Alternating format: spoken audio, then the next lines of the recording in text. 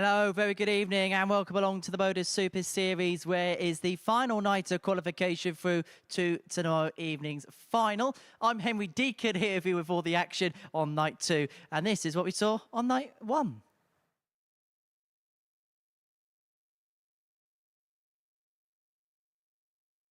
saw Mike Warburton have the perfect evening, and this is the tail of the tape.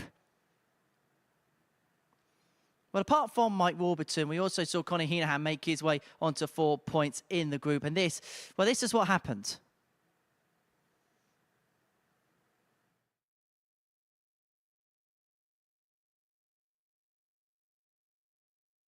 I am ready whenever you are. Shane McGirt picked up 1 win, but had opportunities to win more. Denied in last leg deciders, the arrow is on last chance saloon to progress. Steve West's 1 victory came for 107 average. His levels are high, but his opponents raised their game against him. Jeffrey de Graaf was steady throughout the night. All week his consistency has been impressive, but can he push to make it to finals night? 4 points on day 1 for him. Conor Heenahan is also on 4, but he should be on more. Points were left out there for the Irishman last night.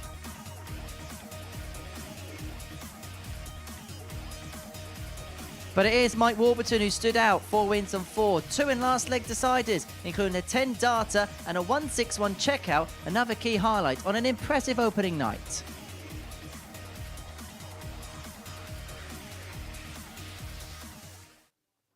Yeah, Warby was the worthy #1 as far as Group B was concerned last night, watching the action down in the commentary box. And back with us once again is Matthew Edgar, and it's fair to say that when it came to the big moment, Mike Warburton managed to hold his nerve when it mattered.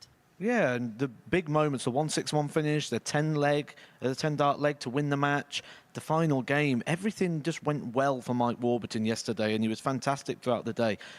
He's very aware of the talent that is in this group. I had a good chat with him earlier on this afternoon, and he's very under the impression that he could come here and lose all 4, that the talent here in the group is so good. So he really wants to confirm his place as early as possible, and he doesn't want to get drawn into a bit of a dogfight. But if he can replicate anything like he did last night, he's going to be very hard to beat. Yeah, that's the case as far as Group B is concerned. We saw the combination of Group C this afternoon, and this is what happened. Ryan Finesse, who had won each of his opening 5 matches, it has to be said, he kind of laboured over the line in the end, having lost 4 out of 5. Oh, absolutely. He did all the damage yesterday, and it was a good job because he was nowhere near the standard that was required today to be winning that group. If he didn't win all 5 yesterday, he'd have been in serious trouble today, the way he sort of faltered towards the end. Different story tomorrow. He's done his job, he's got through, and maybe he came into it a little bit too comfortable. Maybe thought the task was done. And I'll be interested to see if he can regather that tomorrow night, because tomorrow night is a bit more cutthroat. He's going to have to be on it from the off. Yeah, Ryan Finesse made it through, but what do you think the big difference is going to be for him going into tomorrow evening's action? Just the urgency. There's going to be no safety net. There's going to be no buffer. There's going to be no league table there to help and protect him. He's got to come out swinging. It's a very short format, first to 4, and then obviously those little mini groups first off. So he's got to come out swinging. He's got to come out and make a statement early on, more for himself than anything else, because he won't be happy how he's left this arena. No, but Simon Adams will be absolutely ecstatic. To be fair, he's been happy all week, hasn't he? He's made it through to the final on debut. And do you know what? He just brings a infectious energy about this Super Series, and he's loving every single second of this. It's not just a Super Series. I've been hearing stories today about how he's been travelling. He's been getting on the guitars, getting on the drums, singing songs. He's just going around with a big smile on his face. He's really embracing and enjoying his time here in the UK. He is here for the World Championships as well. He's now going to be here on Saturday night. He's got to be happy with that. That must have been a target before he got here. Think, if I can get to Saturday night, I'll be happy. But he's now going to be one of 6 players left standing for a chance to win £5,000. What a little Christmas bonus that'll be before moving over to London. He most certainly will, and he's certainly endeared himself amongst our peers here at the Super Series. Right, so let's get into the tournament bracket. This is what we've seen so far. Now, Ben Robb, a couple of days off for him. He won Group A. How do you think he's going to tick over going into tomorrow night? Ben Robb is somebody that all he knows this year is winning. 89% win rate over in New Zealand. And you look at the titles, he's picked up 6 titles over in New Zealand. So he's come here and he's won again. That's all he knows. So winning, you don't get tired when you're winning. You get tired when you're losing games, or getting drawn into battles, and he's come out on top of those. He's had a couple of days off as well. I think that's going to help him, and I do expect to see Ben Robb firing on all cylinders tomorrow night. Yeah, it'll be interesting to see how Ben Robb does tomorrow evening. We saw Group B in the tournament bracket. We're at the halfway point of that. Let's have a look at the table then. At the midway point, Mike Warburton leads the way, 8 points to his name. Conor Heenahan and Jeffrey de Graaf both on 4 points. They're going to be facing off in the first match of the evening session. Steve West and Shane McGirt down on 2 points, and both can feel like they can feel a bit unlucky after night one, but at the same time, they had opportunities. A lot of games went deep, 4-2 or 4-3, and they just didn't quite have those moments, did they, when it mattered? Well, you look at the table, and the table tells you the story, and that is that no one's out of this so far. I think the first real key game is the Steve West Shane McGirt game, because the loser of that is probably going to lose touch and not be eliminated mathematically, but theoretically will be pretty much out of the running. So we've got some big games in terms of the story early on, but these stories, when you look through the fixtures and how we're expecting the night to pan out, are going to go all the way through the night. And I'm really excited to see, like, just the little mini battles that are going to present themselves, because the players are going to be under pressure early on. Yeah, they most certainly will. Right, let's have a look at the outrights and see how things are panning out there. Now, you remember that Steve West was the bookmaker's favourite last night. He's now 28-1 to go and win the group. And because of the fact he's got a 4-point buffer at the top, he's not surprised that Mike Warburton heads the betting in terms of winning the group at 1-4. But outside of them, who do you think has got the best chance of making it through, maybe in those positions 2 and 3? Well, when you look at the odds there and you see Steve West now 28-1, I can tell you now for a fact Steve West will not care if he finishes in third position or top. He just wants to be through. The main thing for him is get through to Saturday night. Out of the rest of the players, right now, I think this is a wide open book. We've seen Shane McGirt play some amazing darts this year, winning 2 titles on the WF Tour and a quarter-final in the silver ranked event as well. It wouldn't surprise me if he did what Warburton did yesterday and went through the card as well. So we can't write anybody off, and I think we're going to see lots of twists and turns tonight. Yeah, it'd be interesting to see. Well, let's have a look at the bet builder, see what that's saying this evening. It's a 5-1 treble, and we're looking at some different markets now. We've got total legs market, total 180s market, most 180s market. Kind of what that's indicating is the fact that they can't really trust who's going to win which games. I like the over 5.5 there, Heenahan and Warburton. I think that's the way to play tonight. I can't see many games going 4-0 or 4-1. I think we'll be looking at most of them going over that 4.5. I think if you went with that in pretty much every fixture, I don't think you're going to be far off of picking up a profit tonight. I'm not always keen on the 180s, especially when they're odds-on shots and it's over 2.5. Yes, Steve West is a big 180 hitter, but if those games do go short, you're not going to get enough legs, and it's a risky strategy. I think the best strategy tonight is look on those legs. 18 plus begambleaware.org. The first game of the evening sees Jeffrey de Graaf and Conor Heenahan go toe-to-toe. Very quickly, how important is this first game for the pair? Well, the winner's ultimately going to be 4 points clear of the cut-off point going into the next lap of fixtures. So, big game in terms of this part of the table, but there's lots of darts to be played afterwards. So, in the context of the moment, quite big, but in the context of the night, could still get swooped. Well, that's our first game of the session. Jeffrey de Graaf playing in his 5th day here at the MODUS Super Series this week in preparation for the appearance at the Alexandra Palace and the PDC World Championships next week. And earlier on this evening, I caught up with Jeffrey to get his thoughts on this week and how he feels going into the major event. Jeffrey, night 2 of Group B, day 5 for you here at the Super Series. How have you found the week so far? Yeah, it's fun, but I'm struggling like I said before. But yeah, it's tough, but it's fun. It's really, especially on Monday to Wednesday, I had a really nice group. So it's, yeah, I'm enjoying it. So you struggled a little bit. So maybe some of the results this week, has it come actually as a little bit of a surprise for you? Yes and no. Yeah, well, of course, it is all part of the game, of course. It's, I had good timing, I guess, with the games that I play good, the doubles that came at the time, but I want more of a consistent game instead of this... up and down, up and down. Well. Obviously, you're going to use this as preparation for the World Championships, which begins for yourself next week. Where would you say your game is at in terms of your top level going into that tournament? Well, before this week, I thought it was kind of good, but now I feel like I need to more stability in my game. It's more consistency that's missing. So in that kind of way, I feel like I still have a way to go, especially when you compare to the top level of dart. So has this been the perfect preparation for you to fine-tune those parts of your game to get you in the best possible shape for next week? Yeah, I think so, definitely. Because now you play good players every single day.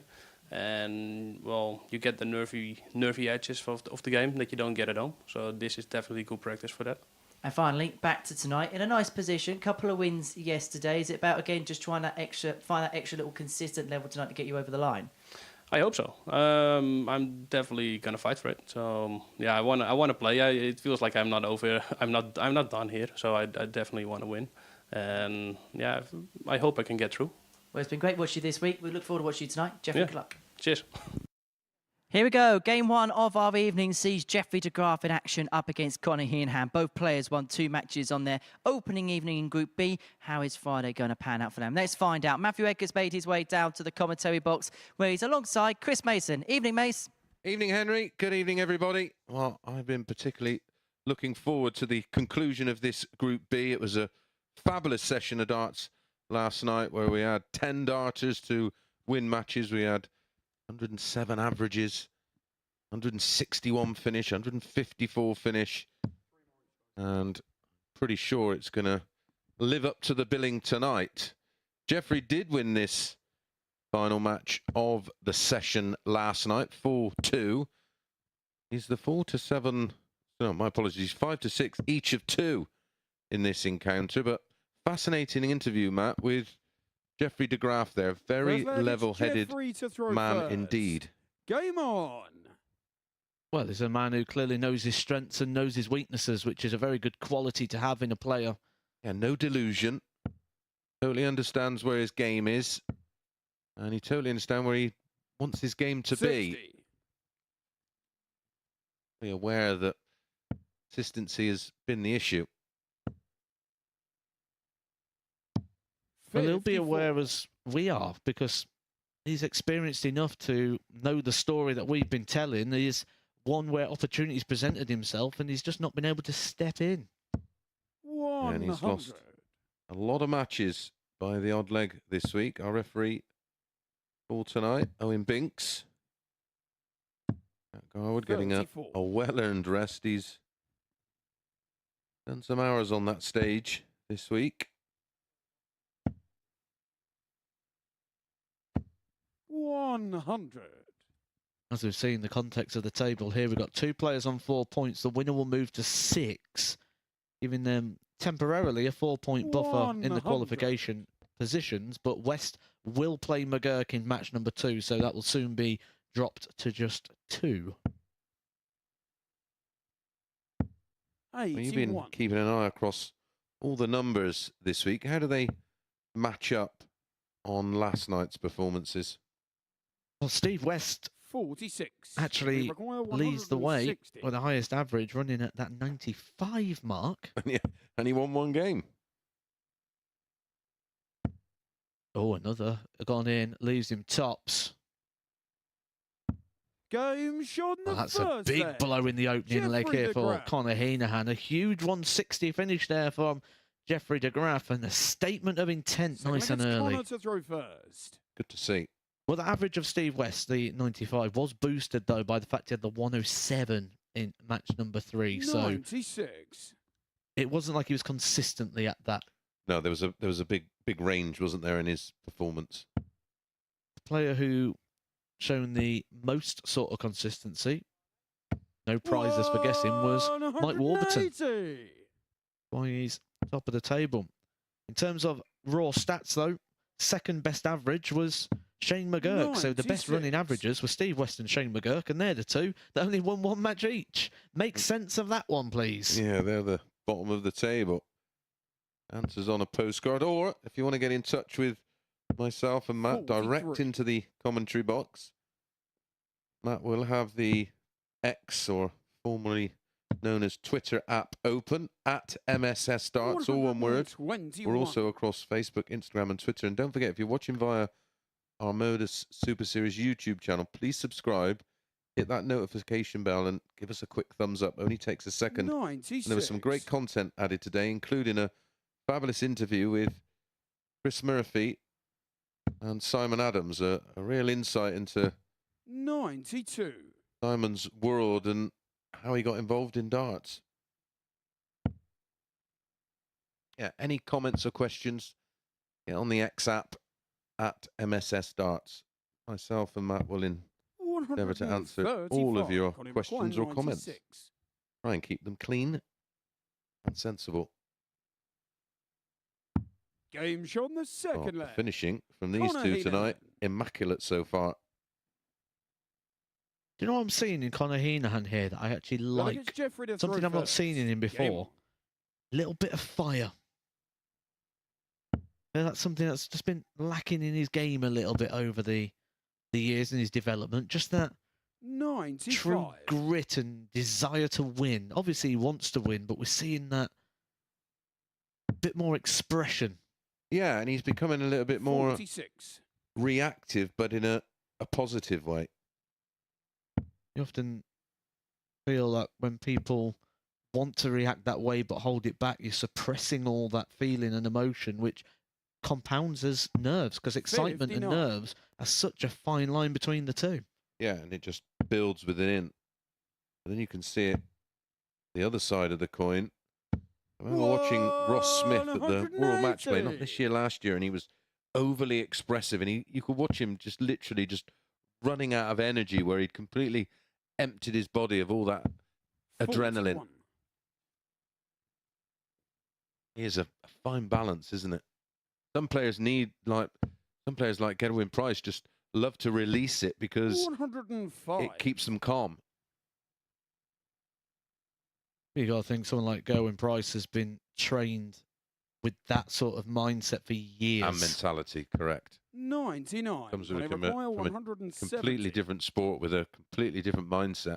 And a sport that is coached. So when you lose that mindset, you've got someone who can recognise it and put you back on the right 55. track. Those who don't realise, when a dart player comes off in between sets or a certain amount of legs on TV, he's escorted 180. backstage Connie McQuire, 150. where there is a playing room there, a rest room, but there's no coaches allowed in there. There's no one in there to talk to. Game shot on the third Beautiful leg. finishing from Connor both here. Heenan. And there's that fire again from Conor Heenan. The 160 from De Graaf seemed to be a statement, but Fullback, then it's Connor to Heenan throw back with a first. 96 and a Game on. 115 of his own. Yeah, so it went 160, then 96, 115. The graph still a long way in front on the 46. averages, but they're meaning nothing right now. 102 playing 87.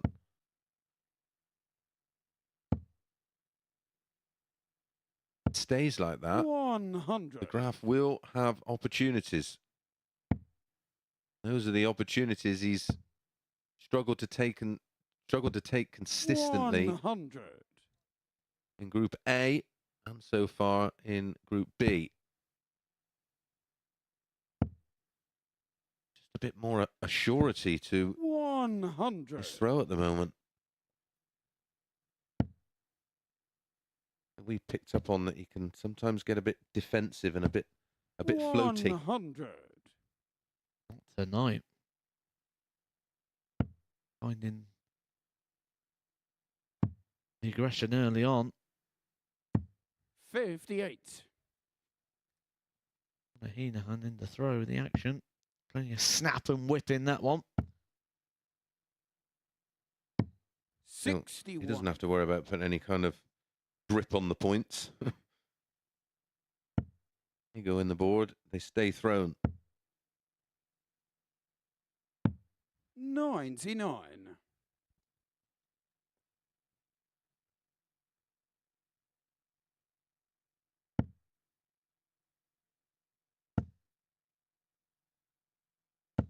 $140. Jeffrey Rick, 144.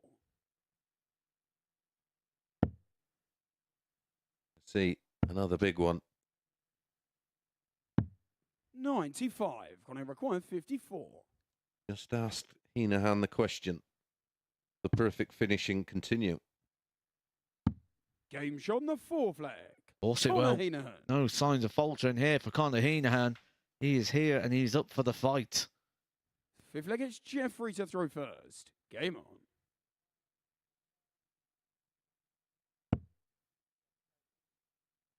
De Graaf has Got to be thinking, 60. oh, what on earth's going on here?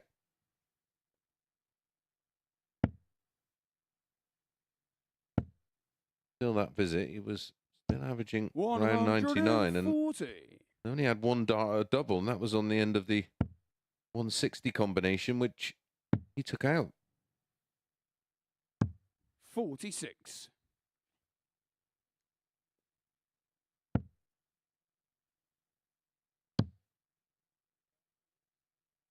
134. That's been the difference, hasn't it? Oh, he's been fantastic here, Conor Heenahan. Jeffrey de Graaf, not doing much wrong, averaging 94, 45. but he's just walked into one here. He's walked into Conor Heenahan playing at the very top of his game. Just consistently brilliant. 57. And it would not surprise me one bit to see him end this one with the biggest finish of them all. Oh, de Graaf could have left the 170 with a max. 60. Connie require 170. Take it out on this occasion. It looks like he's going to set it up absolutely perfectly. Asking the question of de Graaf. 74. Jeffrey require 150. Yeah, left himself a 2-darter. He was looking at 57, 57, 36. 98. Well, he's Connie left himself require 52 just in case, but there's no evidence to suggest he's going to miss a double. He's 3 from 3. Game Closes shot the and match out. 4 out of Conor 5, 80% Heenahan. on the doubles. Finishes of 96, 115, 54, and 52. 93.2 for Jeffrey in defeat. 88-34 for Heenahan. The perfect start for his campaign in Group B. And when we come back, it will be Shane up against Steve West.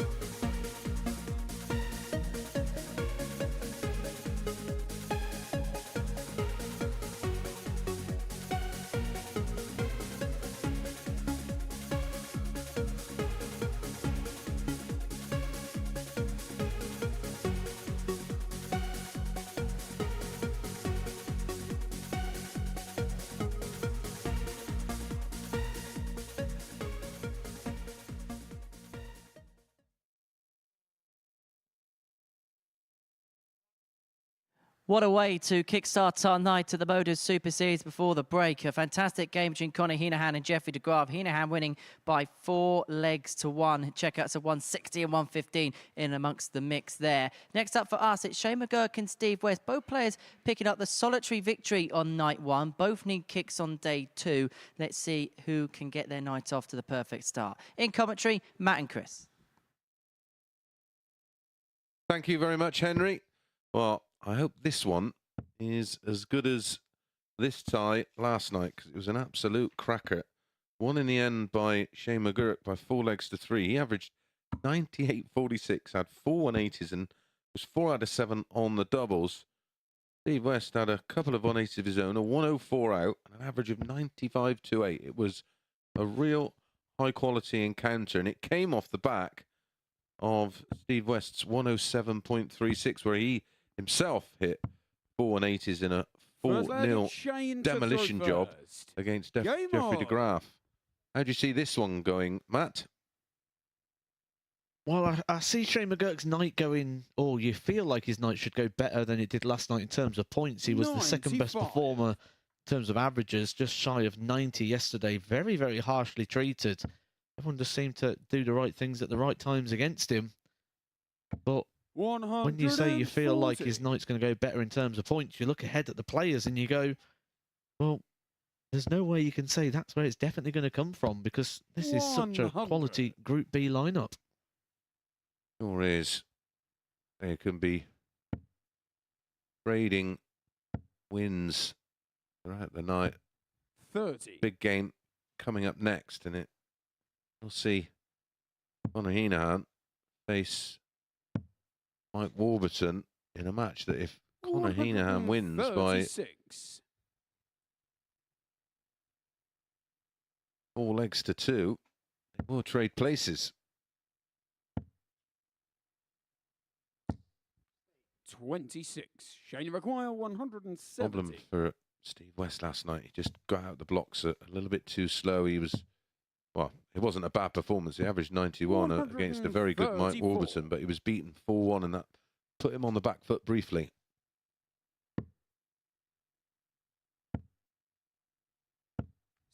A flying start from Shane McGurk. He's himself double 18 after just 12 darts. Game shot in the first. Showing the sort of form that carried him to those 2 titles over in Ireland. We focused purely on the Irish Open because it was a gold event and gave him that guaranteed position in Lakeside. But for me, that was more impressive because he won the Open on the Friday as well. That was the second one. Yeah. To win. Well, you've been playing in the WDFs with success. You know how hard they are to win.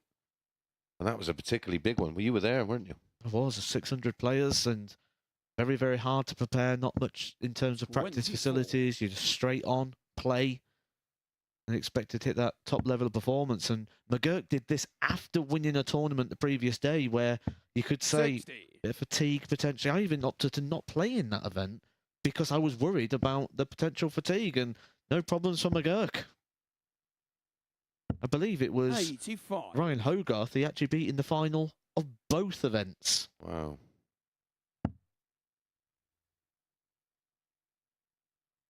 And Steve West at the moment. 83. He's got to win 3 out of 4 tonight. Steve West.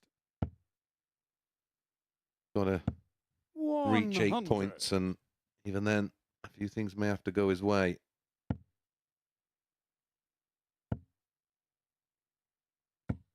$100.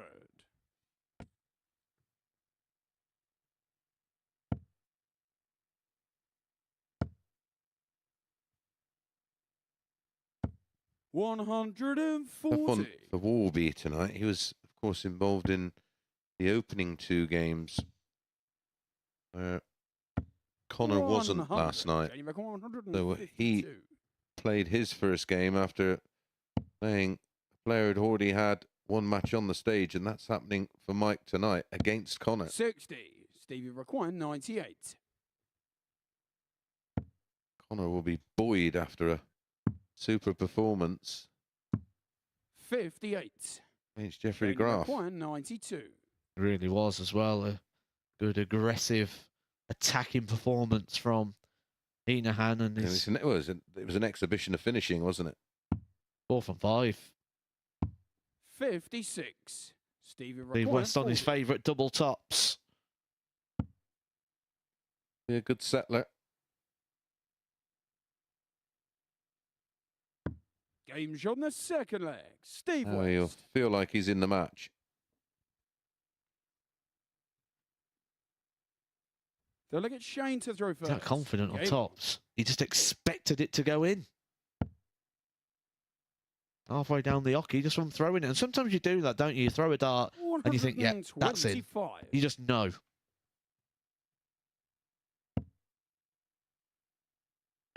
No better feeling. When you know it's going in the red bit like that. 180.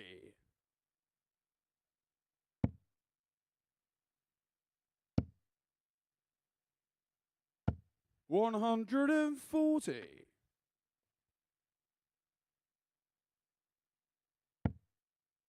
Right. Hey, McGurk. It's of 100. 125 and 140. 80 and a ton. The poised leg. West's going to have to find a 60. breaker throw. He'd love it to come here. He also love revenge for last night's defeat to Shane. 100.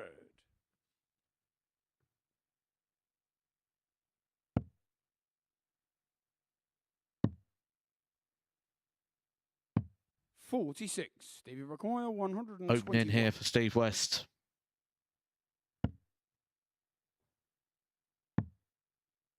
Opening he can't convert on this occasion, but 57. let's look for a possible Shane McGuire, two-darter, and you feel this might be the moment Shane McGurk needs to step up. This could be the difference between turning that performance into wins 65. or Stevie continuing on require the same pattern 64. as last night. Yeah, didn't have a big finish, did he, last night? Game shot on the third leg. That will Steve make West. Steve West very happy. So when we take a look at the game of Shane McGurk and we say, how does he throw Look an at Steve average to of near throw 90 first. and come up a little bit dry like he did Game last on. night? That's the case in point there. He wanted 176 points, and after 6 starts, didn't even get down to a double, never mind having the shot. And against an operator like Steve West and the players in this group, you're not going to get that extra visit. 180. Well, it's something that we discuss in depth, and it is that approach play and managing it. 140. Much like a golfer sometimes has to make a choice of where and how to lay up. 100.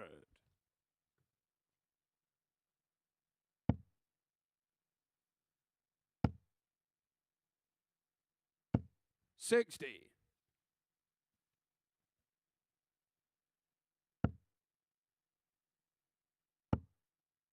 Wasn't happy with the low dart there, Steve West, but 140. certainly put that right very quickly.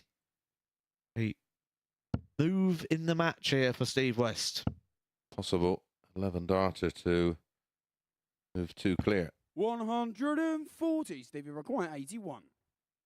Shane McGurk just keeping pace, sets up a finish just in Game case. shot on the There's fourth no leg. hope there. An 11 Steve darter from West. Steve West, showing the darts and the qualities of a man that has beaten the best 2 players in the world, Phil Taylor and Michael Van Look at Shane to Gerwen, throw on the first. big Game stages. Beautiful leg. 180 ton, 140, 81 in 2. 11 darts. 100. Simply the West. That was simply the best of West. 2 darts short of his very best, as we've seen on 2 occasions here, including once this week. Seeing his second 9 darter on this 58. stage, you be living on the moon. Everywhere I look, I see it.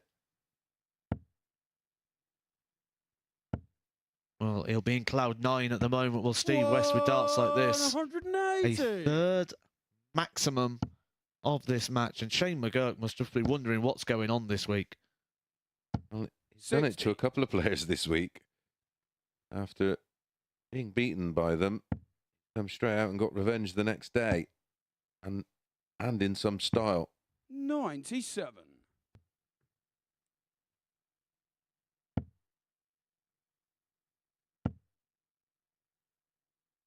60. Stevie require 84. Well, just 9 darts for Steve West to negotiate the majority of the 501. Can he finish off the last 84 with another 11 dart leg? 60. Very nearly, and it would have meant the match average would have been in excess of a ton had he hit that with dart 1. We'll be back. 100. Does like double 12. Stevie require 24. 3 in hand. Only needs the one. Game shot and the Brilliant match. performance from West. Steve 97.07. West. 318 is 3/140s. 4 out of 7 on the doubles. All in all, a fabulous performance from Steve West, and he's put himself right back in the mix after a torrid day 1 in Group B. When we come back after a short break, it'll be Conor Heenahan up against table-topping Mike Warburton.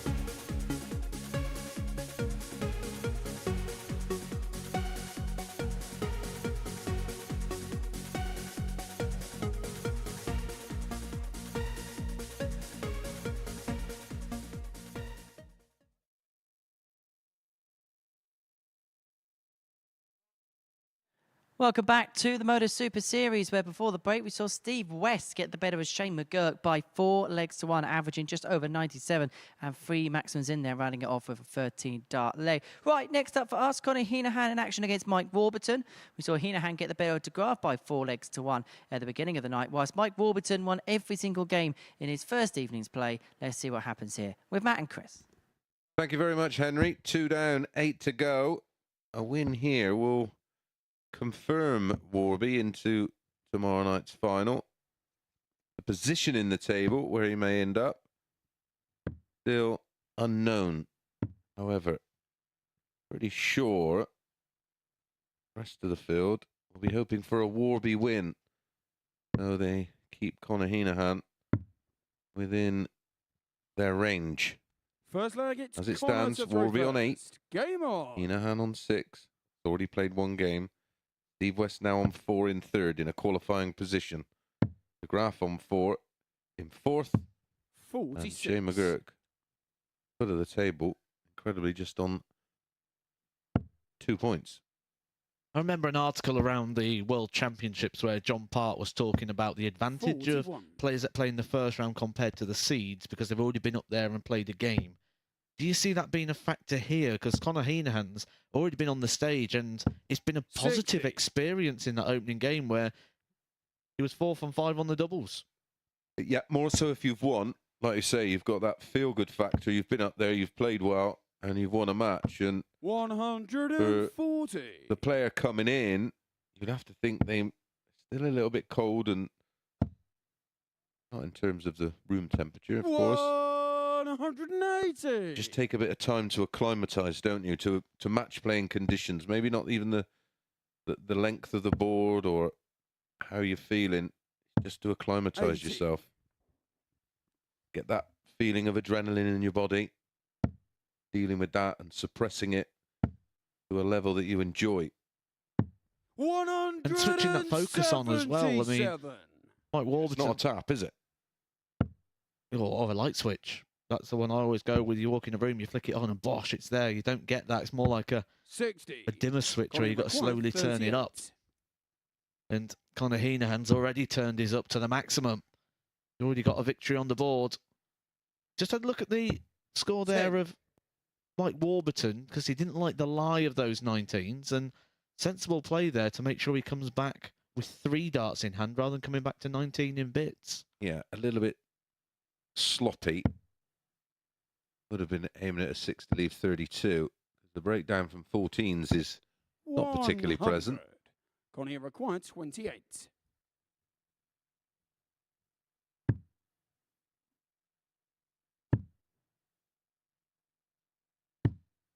14. Well, Mike require about 80. 20 minutes ago, he was on this stage. Yeah, 4 darts at double out of just 5 attempts. Now, come on. Miss 6. 60. But will get away with it on this Connie occasion. require 14. Heart would have been in the mouth. I mean, about not losing his throw, giving his throw away.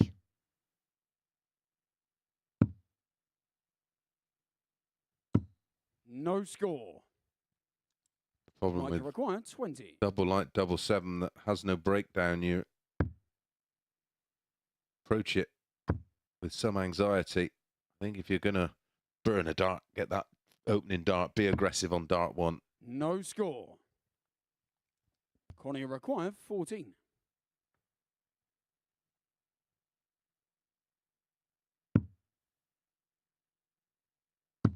Game shot on the first leg. Finally, Conor Conor Heenahan Heenahan. gets over the line on the 11th time of asking. It took him 23 darts to close that out and Second 11 Mike darts to hit the first. double. So Game on. it took him nearly just as long to hit the double as it did to get to it. That's one of those holds that feel like a break. 100.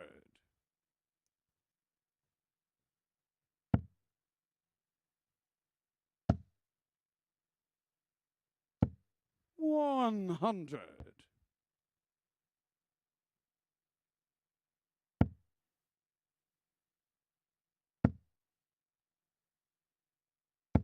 Warburton does have that nice fixture run tonight.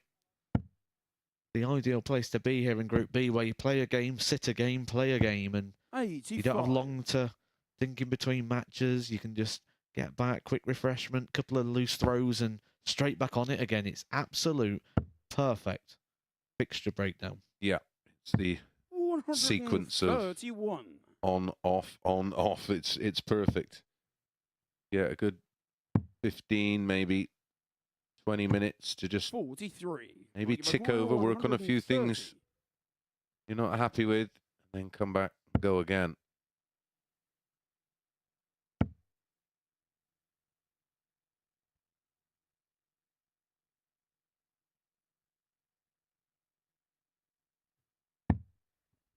$58.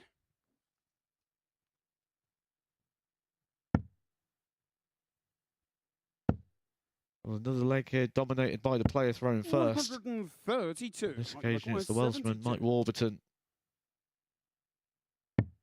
Did have 5 darts to break the throw in the opening leg. Game shot in the He second only needs a leg. couple to hold it. Mike And Warburton. we're back to a level game. Third leg, it's Connor to throw first.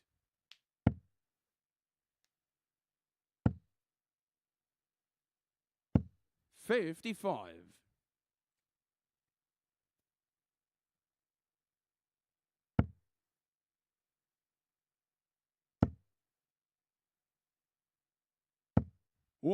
Clearly mistake. 140. Punished by Warby.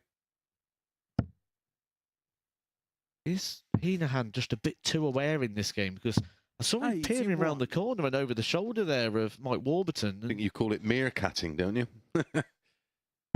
Yeah, Warby won this tie 4-3, and maybe Connor's just trying a little bit too hard to 180. seek revenge.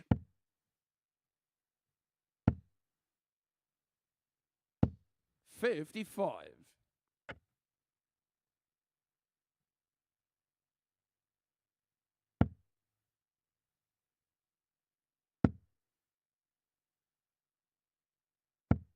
$81.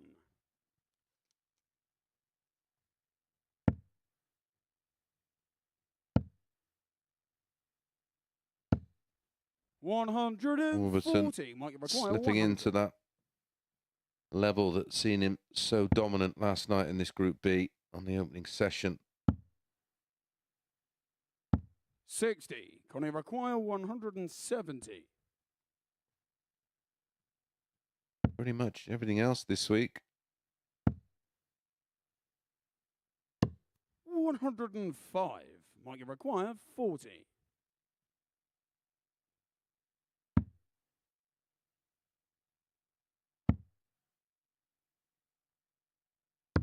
Game shot in the third leg. Mike Visit leg Warburton. there for Mike Warburton to break the throw, and that's Another stinger. where you got to pitch it, isn't it, in these sort of games, Fourth leg, in it's this Mike to throw first. standard that we've got Game tonight. You've got the darts, you've had 15, you're not safe. You might not get that extra visit in a group like this. Ironically, tomorrow night they 60. might get that extra visit. Yeah. We're going to talk about levels with brute honesty. This group is head and shoulders above what we saw this afternoon in Group C. 44. Yeah, there's a big gap in terms of the statistics. So we talk about finishing stats. 140. 180s hit, averages, every metric. 55.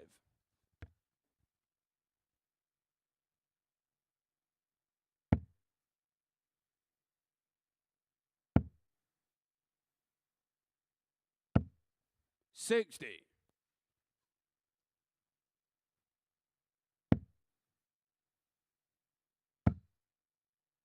Well, I'm going to make a prediction.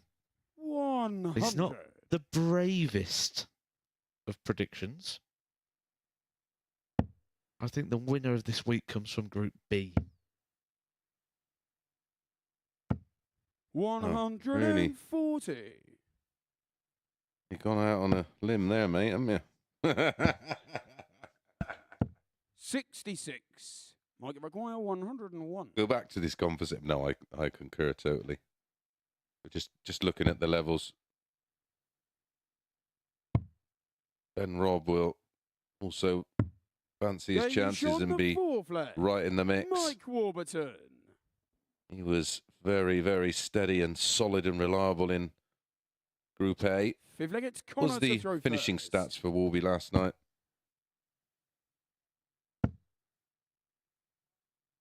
16 successful hits on 46 darts. 180. Very, very good indeed.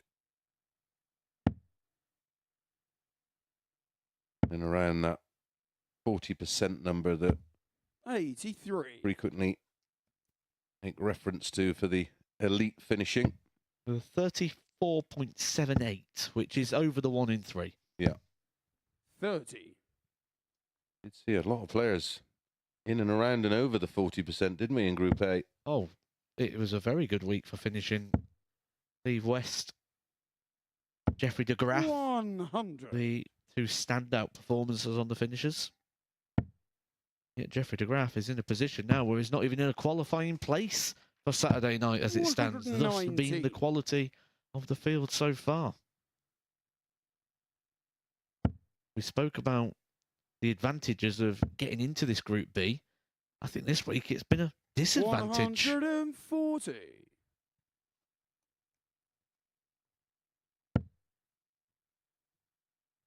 Good resistance here from Heenahan. Just couldn't squeeze the 100. second treble in to leave a double. We will be back for 72, but I have a feeling it's going to be loaded with pressure. Going to be a match saver.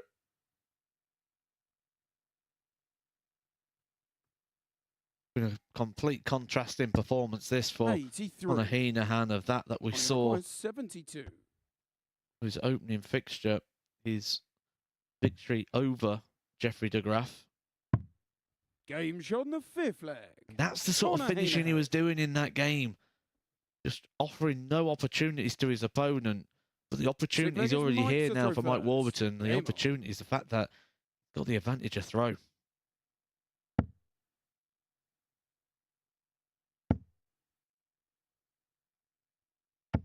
$60. Heenahan. Jump all over that. 45.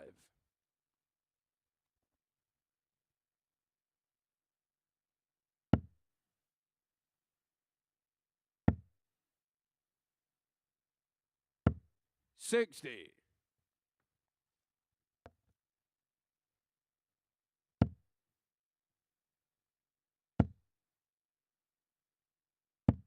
140. I think he tried to crash that one in, didn't he?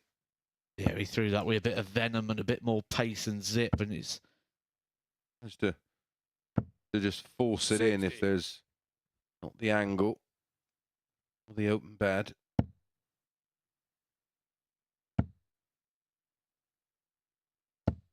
$100.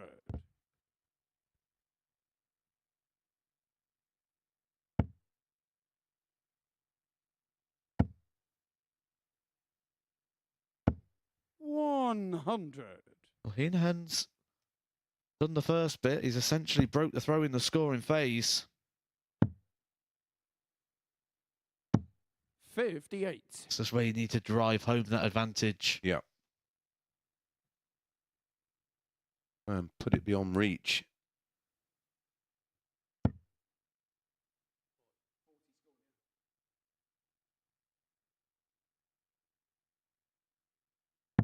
$91. Connie require 150. The players like the 130 because they get 2 bites of the cherry on the treble 20 and get a dart at the ball. 82. These are the sort of shots that Mike Warburton was 130. taking yesterday. Every sort of clutch moment and finish. And he keep that trend going. That would be a result here that would 94. pretty much, he'd be in, wouldn't he, Connie with 10 requires points. 76. Yep, he'd be guaranteed his spot. Heenahan to delay that. 56. Expect Wolby to come back Might here, be Matt. required 36. Seal the deal. Firm his place in Saturday night's final alongside Ben Robb.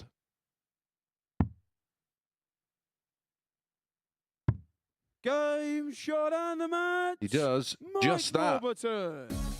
In there for Wolby, 4-2, doing the double over Heenahan in this Group B. The average is 81.19 for Connor, 88.5 for Wolby. Twice as many 140s for Wolby in there. The finishing needs some tweaking, 4 from 13. When we come back, the big matches continue with Steve West against Jeffrey de Graaf.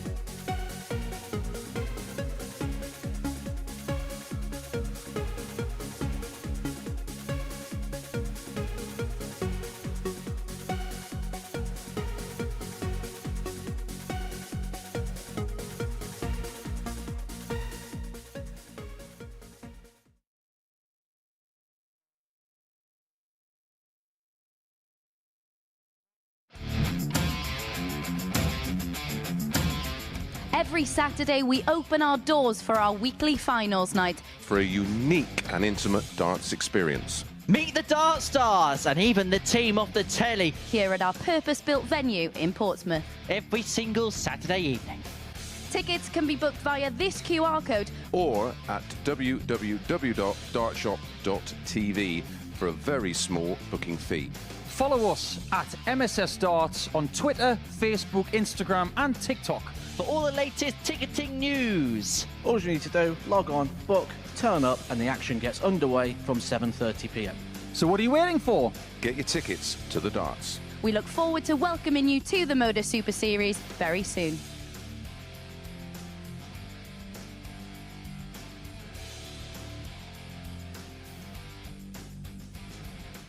Well, that's all your latest ticketing news. And as far as qualification news is concerned, well, Mike Warburton is there. 5 wins from 5. 10 points is the magic number in Group B. And he is into tomorrow night's final. Next up for us, Steve West in action. Up against Jeffrey de Graaf watching this one. It's Matt and Chris. Thank you, Henry. And a win here for Steve West. He's currently in a qualifying position as it's the top 3 that will join Mike Warburton, Ben Robb, Ryan Furness and Simon Adams. Jeffrey de Graaf is also on 4 points, but he's on -5 in terms of leg difference. Westy on +1. So there's a real chance for Westy with a real big win here to not totally cement his spot, but certainly have 1 foot in the finals. Well, it could open up a bit of a gap in terms of the points, and depending on the size of the win, could also jump Conor Heenahan and go into second place. And this is what I was saying with Henry Deacon at the start of the show, that actually we're going to have lots of mini stories developed tonight within the big story, and this game being another case in point. Yeah, this is another one of those mini battles, isn't it? To be said, 91. Steve West seems to enjoy playing Jeffrey de Graaf. An average of 107.36 in this particular tie last night, winning 4-0.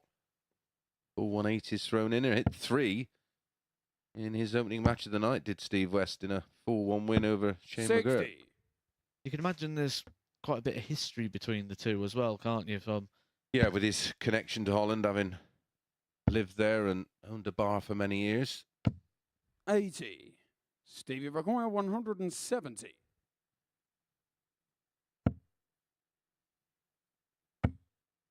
The ball. 140. He was a 9 darter this week, hasn't he? Yeah, that would have done the double. The lower starts and the maximum finish.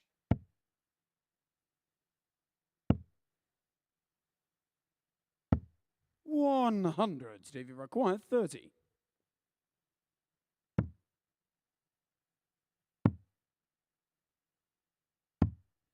$26. Jeffrey require 124.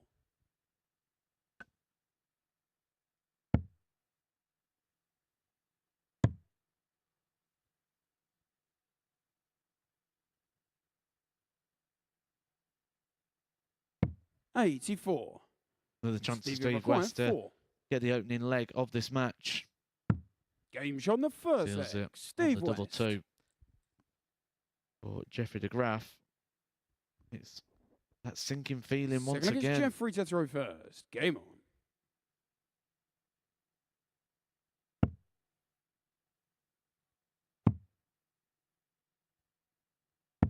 $93.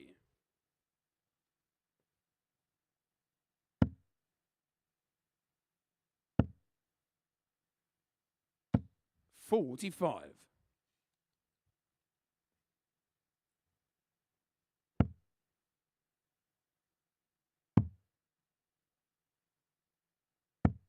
$57.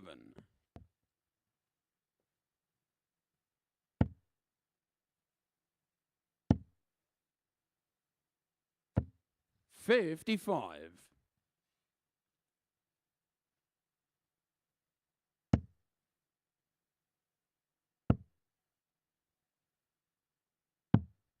Jeffrey is getting frustrated at 137. times with his game. He He doesn't show it. He's very poker face, isn't he? You want a game of cards with De Graaf.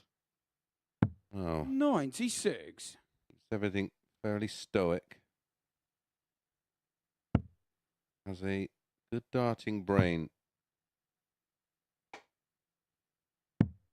48.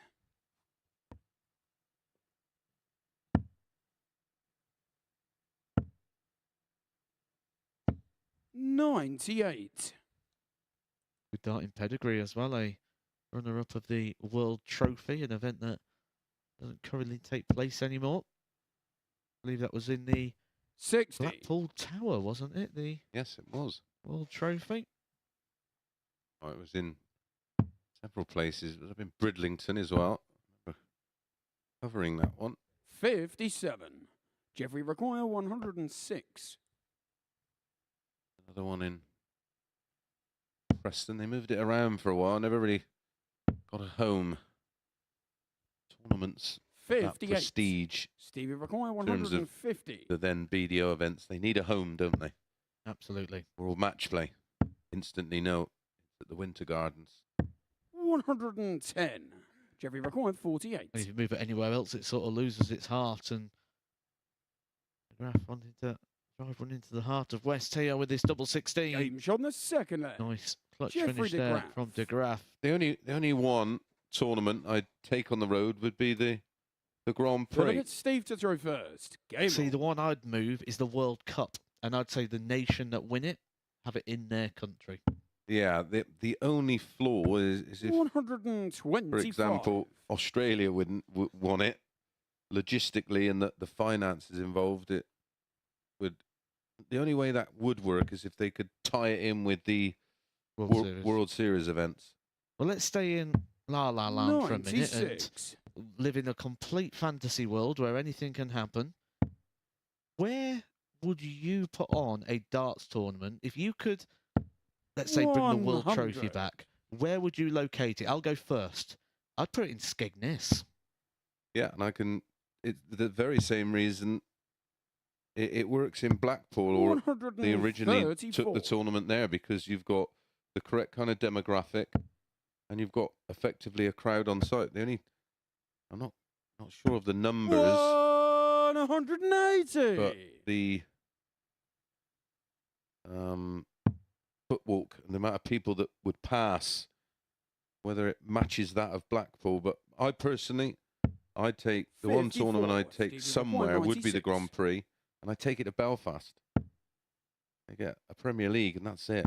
And the huge, 56. it's huge for the game over there. They would absolutely adore to have that up there. Certainly take something more to Wales than a Premier League.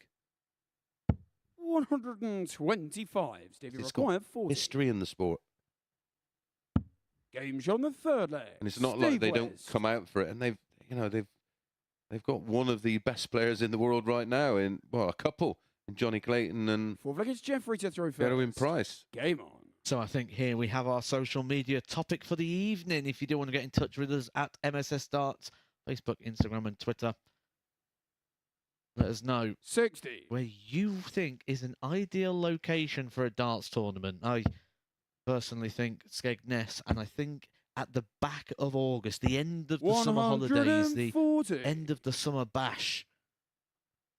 Good long weekend in Skegness. I'm probably just coming up with reasons to go to Skegness, to be honest.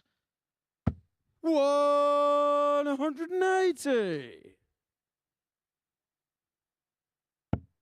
Nice sort of place that, with the nice cheap markets. And Well, you've recently done a video with Glenn, haven't you, on your 100. top tens? Something me and Nico pondered over. You went slightly different. It's about the impact on the sport as well as their. it was trophies won, 45.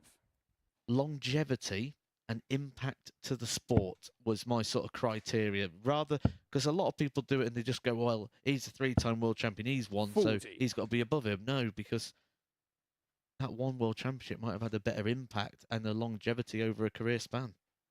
Yeah, I went for the normal 5 of Phil, MVG, Eric, Gary, RVP. Undisputed. 180. Yeah, I went for Peter Wright, Adrian Lewis, John Lowe, Jockey, and Bob Anderson, but Price and Wade and Part and 60. Jeffrey they were Maguire, all in and 36. around that back end mix. Game shot on the 4th leg. As Jeffrey with de Alan Graaf. Evans, who made a huge impact on the sport as well. See, the John Part one for me, I put him in 5th leg, it's for the Steve to throw story of first. his World Game on. Championships. One at the Tavern, one at Lakeside, one at Ali Pali. The 3 iconic World Championship venues, and he's hoisted one in the air in every one of them. 57. Can't have a world top 10 with someone I've got a great record against. It doesn't add up. 100.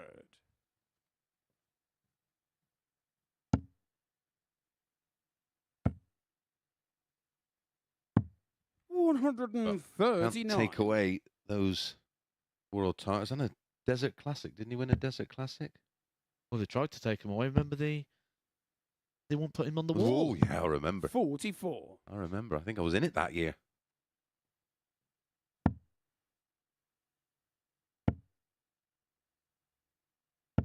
Dave did his best, didn't 98. he? He handed the respect and he goes, yes, respect from you, Dave, but not from the wall. And it's rarely you see a charged up JP. He's one of the most 96. mild-mannered, mellow people I think I know in the sport. I think I've known John now for maybe 13 years 57. and only seen him riled up twice.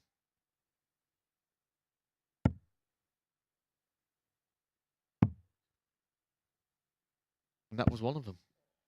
23. There's a similar David Maguire, thing. 150. Alan Warner was #1 in the world and defending a title up in Donny Dome, a TV title. 60. And as we got to the venue, his all the posters and the promotional material, everything, was all Taylor, not a mention of Wazza. He went mad. He also did that thing, remember, where he ripped out his earpiece and chucked down the microphone in an interview on 180. TV. Steve Require, 90. Was he told?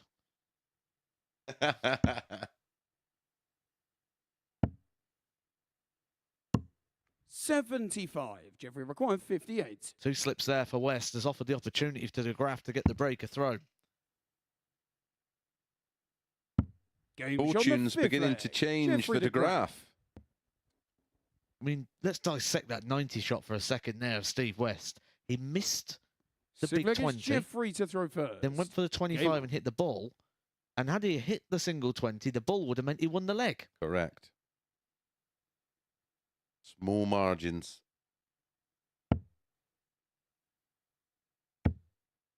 If you'd like to see a tournament 100. resurrected or the tournament go to somewhere, where would it be and why? Get in touch at MSS Darts on Twitter, or X as it's known now. Any 83. interesting ones? Really interested to see the why. Yeah. That's the bit for me. Like, there'll be loads of people that'll have loads of ideas for locations, but the why. 41. Well, the one thing the PDC get right without any questions is the locations of new events. They do the research. They get all the 58. numbers and analytics. Look at that. Oh, we spoke about it the other day. The event in Poland and the event in Belgium. They've all been huge successes. Where next? 95.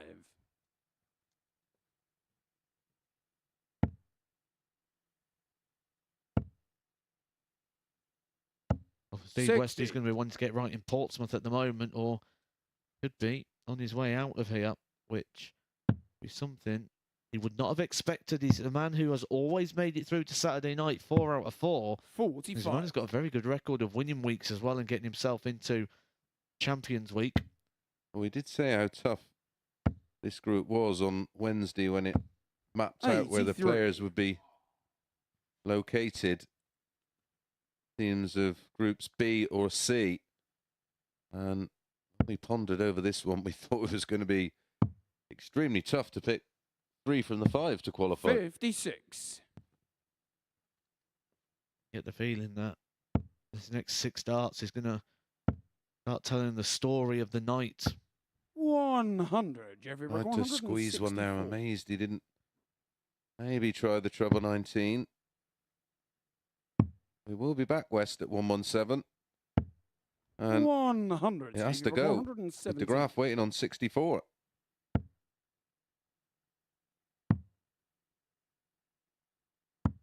Game shot Absolute the class. sick flag. Absolute Steve class from West. Steve West. 7th and final leg. It's Steve to throw first. Game The on. point where DeGraff left the 164 for the match. West back on 217, takes it out in 6. And that's that touch of quality and that experience. And 93. the years on the Pro Tour. Yeah, of being in those situations and having to have to do finishes like that. And to me, that there 43. is what Jeffrey DeGraff was talking about in his interview at the start of the show, where he said there's just that little bit of something missing. Because from that point, DeGraff wasn't able to get over the line. 100. Now, waiting on 64, relying on a mistake. The mistake wasn't there, and this is going to be another 97. tough one for DeGraff to swallow, because it's going to be another one he's going to be defeated full 3. Well, he was waiting on 64, but he had 6 starts from 220 and was still on 64. 138. Yeah. Where West Point went taken. out. That's just the difference that he'll find at Ali Pali as well, but he's got plenty of Stephen time. He's McCoy, got 170. a good 10 days or so to get that fine tuning in. And he said he thought his game was in a good 55. place, and he realised has been here this week that he's just a tiny bit off. Well, if you're going to be off, get it out of the way now. 93. Not at the Worlds. Stevie Require 150. Absolutely. First round game worth another £7,500. Get you a couple of beers in Sweden, that. Game shot and the match. Well, a Steve 115 West. followed the 117, a display of high quality finishing from Steve West. The finishing stats 4 from 8 in the end, but it was nip and tuck early on, hence, well, we'd expect to see a bigger average with finishing like that and the array of 180s, but it is Steve West that keeps his campaign alive and he remains in a qualifying position. When we come back after a very short break, Wolf is back in action against Shane McGirt.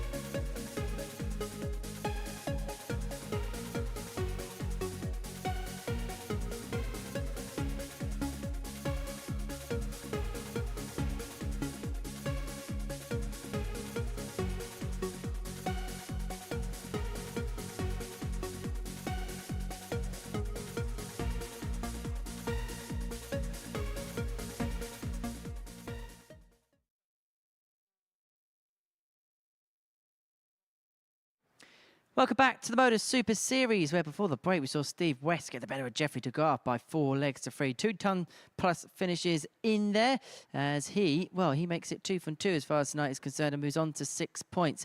Next up for us, it is a bookending battle as Mike Warburton takes on Shane McGurk. In our middle match of the evening, it's time to see what happens in this one in the company of Mace and Matt. Thank you very much, Henry. Yeah, fascinating little tie. In the column of Shane. First leg against Mike to throw finishing first. was very good Game from both. on.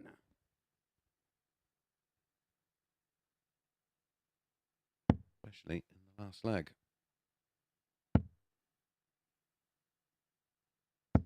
$100.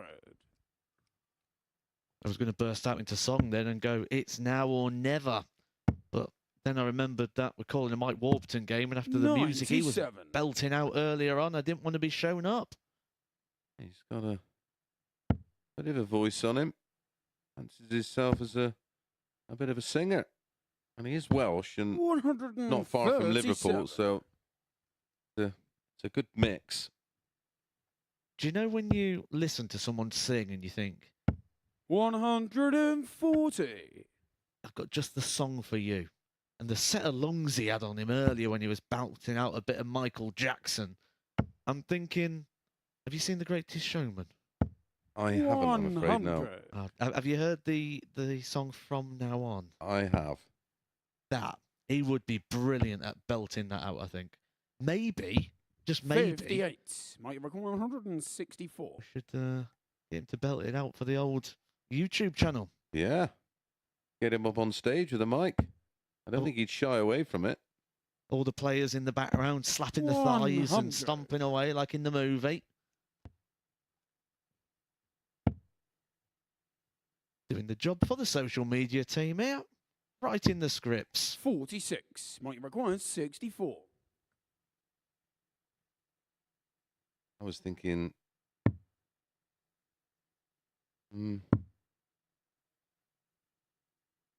Done it by Tom Game Jones. shot on the first leg. Mike Warburton. Do you know what we should call the feature? Modus Super Series Hidden Talents. Second leg, Shane to throw first. Mike's with a mic. Or Modus Got Talent. And everyone can just go up and do... Come on, guys, get the paper out, get the notes made. I've got a few hidden talents, but I'm not sure they're broadcastable. The modus factor, how about that? Yeah, and then every time someone comes in, we'll go, right, lads, then we'll get any hidden talents they want to come and showcase on here. Warburton could kick it all off with a 97. blasting out of From Now On. Hamilton has this incredible ability to... He doesn't have a... We call it a clacker. Thing in the throat, so he can just pour fluid down his throat without swallowing. Won me a few quid in Germany one year.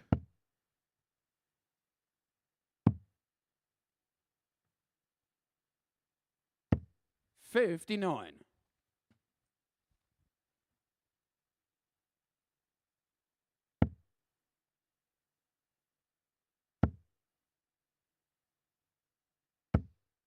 $100.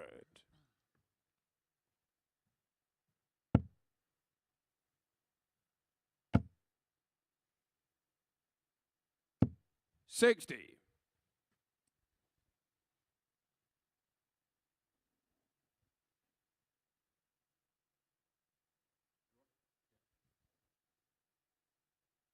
you have a hidden talent you want to discuss with us? Not one I want to discuss with you, but I may have a few.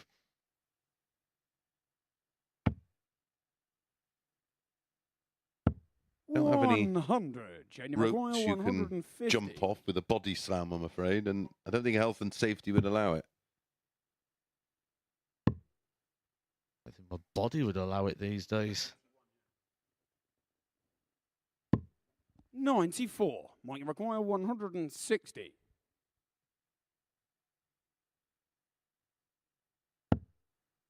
Another one of those. These tops. Game shot in the second leg. Shane McGurk must wonder Mike what he's done wrong to Warburton. people tonight, because everyone just keeps hitting against him. Third leg, it's Mike That's to our throw first. Second Game on. 160 of the night. Jeffrey de Graaf had one in the only leg he won against Conor Heenan in the opening match. He does, doesn't he? Shane McGurk just looks like a man who's saying, please make it stop. 100. We've all been there, Shane. We feel your pain.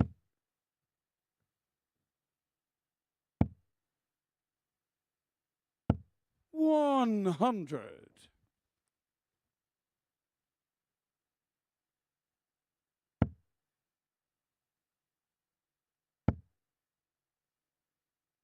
We next have Colin Osborne down here. He 100. can show us his yo-yo skills.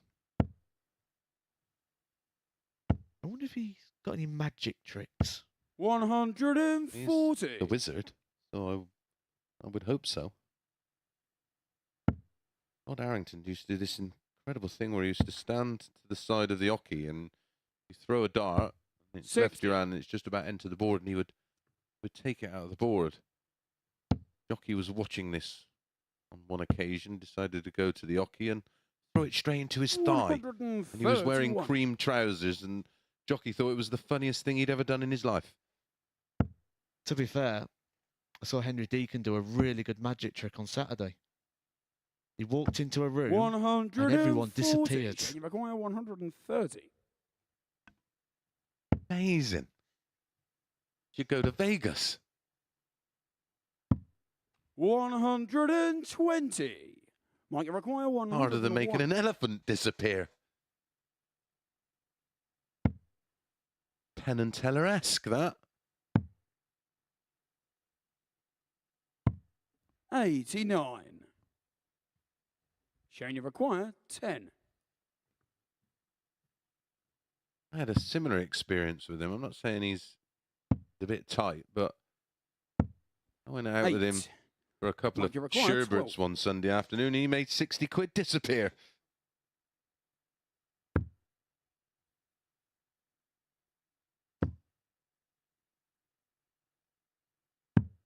Six. Well, Shane McGurk needs to hit this double one, or his Shane, you chances require could 2. disappear of qualifying through this Group B. Game shot in the Straight forward, third leg. straight in. A Shane quality McGurk. dart from Shane McGurk when he's literally back to the wall. Yeah, real aggressive. Fourth Confident leg, dart Shane for to someone throw who's first. Game getting on. put through the ringer.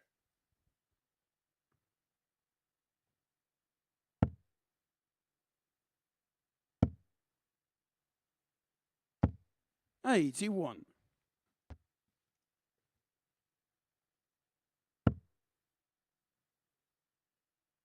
Shane McGurk.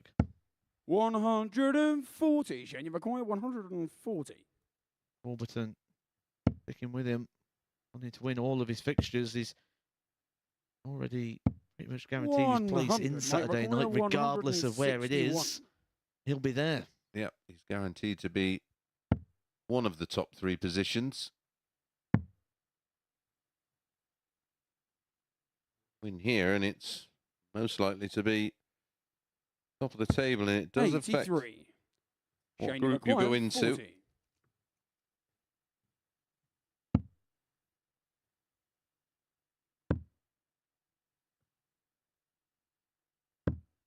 Game shot on the fourth leg.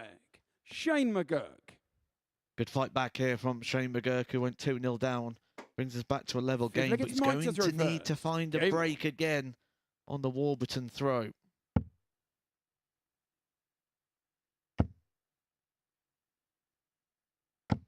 $140.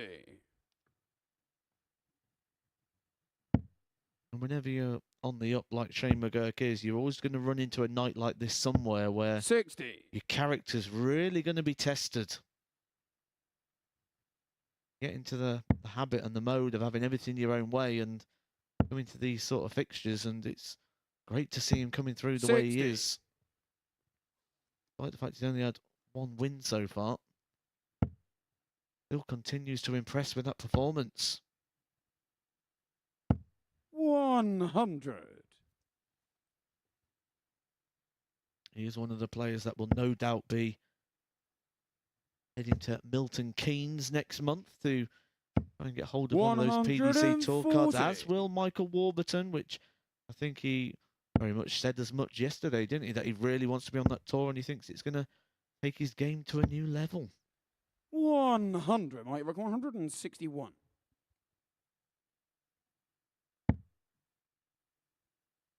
Is a very tough school. Not on about Q school, that's tough enough. But 137. being on that Pro Tour, as you well know, what did you have? 12 years on it? 11. 11 years, wow. 60. Might require 24. Brutal environment. Oh, it's absolutely savage. More savage even in your day than mine, that's for sure. We have 18. the best part of 12 years on tour.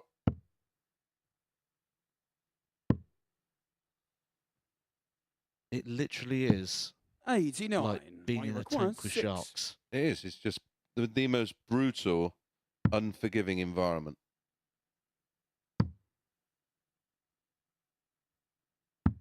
Game shot on the 5th leg. That's where Michael Mike Warburton wants to go.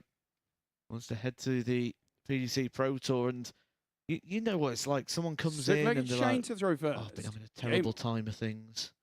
Fell down the stairs. Mrs. left me. Really not in a good headspace." And all everyone's doing is listening to it going, "Oh, I hope I get in first round." That's how brutal it is. The slightest bit of weakness, and everyone wants that. They're all jumping on them. 100. Yeah, it is savage. Save for probably 8 of the 12 years. I absolutely loved it. 100. I know, 4, not so much. You must have been around like the Benidorm years, weren't it? Was that the 140. back Yeah, end of your time? Yeah. Yeah, the early years of the Pro Tour where we used to all put £50 in and 39. prize money came from our entries, and then we had the Vauxhall Pro events in March and November in a caravan in Great Yarmouth. weren't they? correct. Shane require Lots 127. of success there. It's like caravans.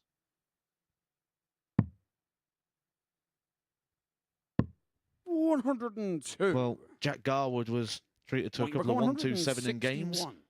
Owen Binks will not get the same Christmas gift on this occasion. The gift of the Hinks. Oh, he's promised us, he will 65. say 127 in game. Can't bottle it now.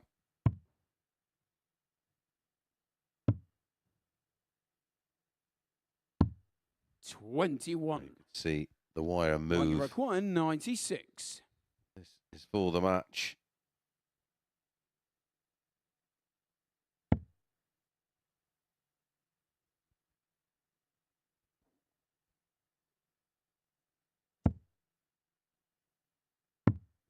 $56. Shane require Garrett. 4. Getting another opportunity to level things up. Anything can happen in a last leg shootout. A 9 and a 10 in No score. the last leg of a match this week. Might require You got to 40. feel for Shane there. He somehow got closer and closer with the dart, but he never went in, and it looked like the first dart was as close as you could get in the first place. Game But the shot and perfect the start match. to the campaign Mike continues to be Warburton. the case for Mike Warburton, who has picked up 6 wins from his 6 matches, condemning Shane McGurk to the bottom of the table, who has lost 5 with just 1 win. His race is pretty much run. He can still mathematically make it, though, so we'll keep an eye on that as we go. But for now, Warburton tops the table. Conor Heenahan comes up next against Steve West.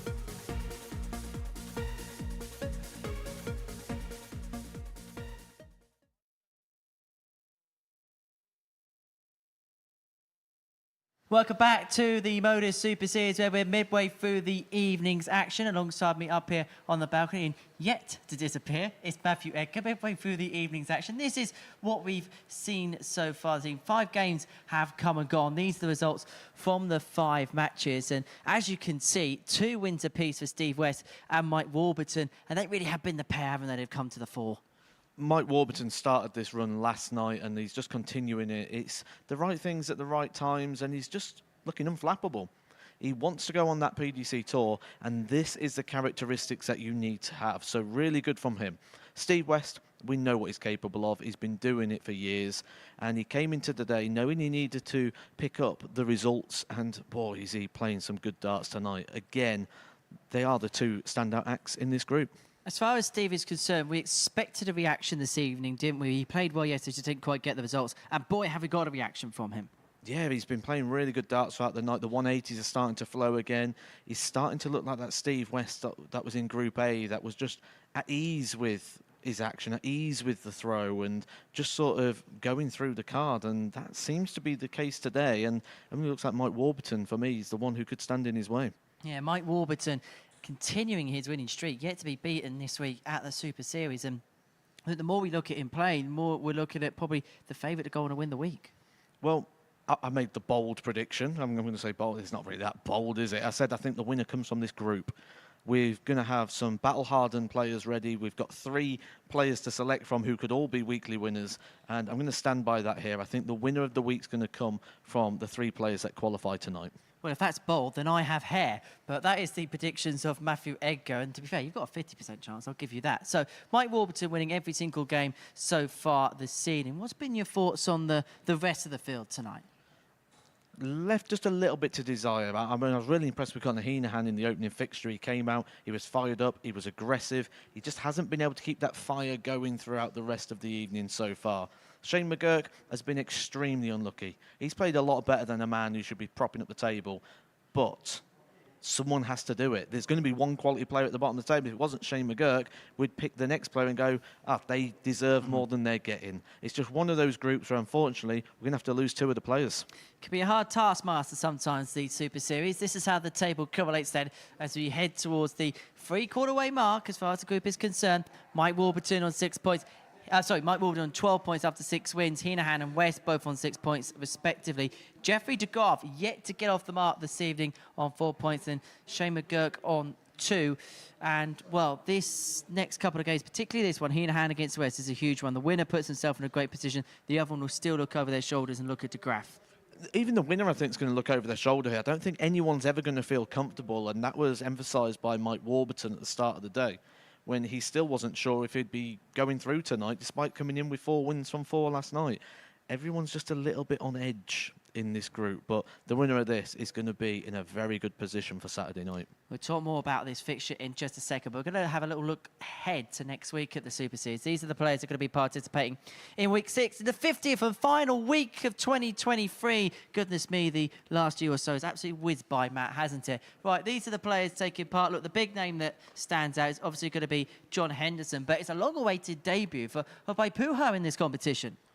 I'm looking forward to every single one of those groups next week. I think we've got 3 quality groups in a really good way to end before the Christmas break. I mean, look at Group C. That potentially, when we look at the players that come out of the Group A as well, this could be the best Group C, and we've saved it to last. A nice little Christmas gift from the Super Series. And you even get to see the Christmas shirt next week, Monday, 9:30 a.m. Right, our 6th game sees the battle of 2 players who've hit 2 9-darters here at the Super Series. Conor Heenahan was the first man to do it, where West, well, the rest is history as far as he's concerned. He did it for a 2nd time on Tuesday. Well, he even predicted he was going to do it as well. They go toe-to-toe in our 6th match. These 2 have history, but can somebody make it a perfect hat-trick? Mr. Early One today. But Conor Heenahan, he's the man! Game shot on the fourth. He's only going to do it again! Shot and the match, Steve West. And we're all gassed to see what happens here between Steve West and Conor Heenahan in our 6th game of the evening session. Who is going to prevail? Let's find out. Matt and Chris. Thank you very much, Henry. Yeah, the battle of the double 9-dart hitters. Been waiting a while for this one. You on around at about 10 minutes ago. Shouldn't affect them. First leg, it's Both Connor to throw very, first. very comfortable, of course, Game on. on this stage so far this evening. Conor Heenahan got a 4-1 win against Jeffrey de Graaf. 58. Steve West, a 4-1 win with a 97 average against Shane McGurk, who's walked into a few already tonight. 121. And then Steve backed that up with a hard fought-out 4-3 win against Jeffrey de Graaf, where he averaged just shy of 90. 96.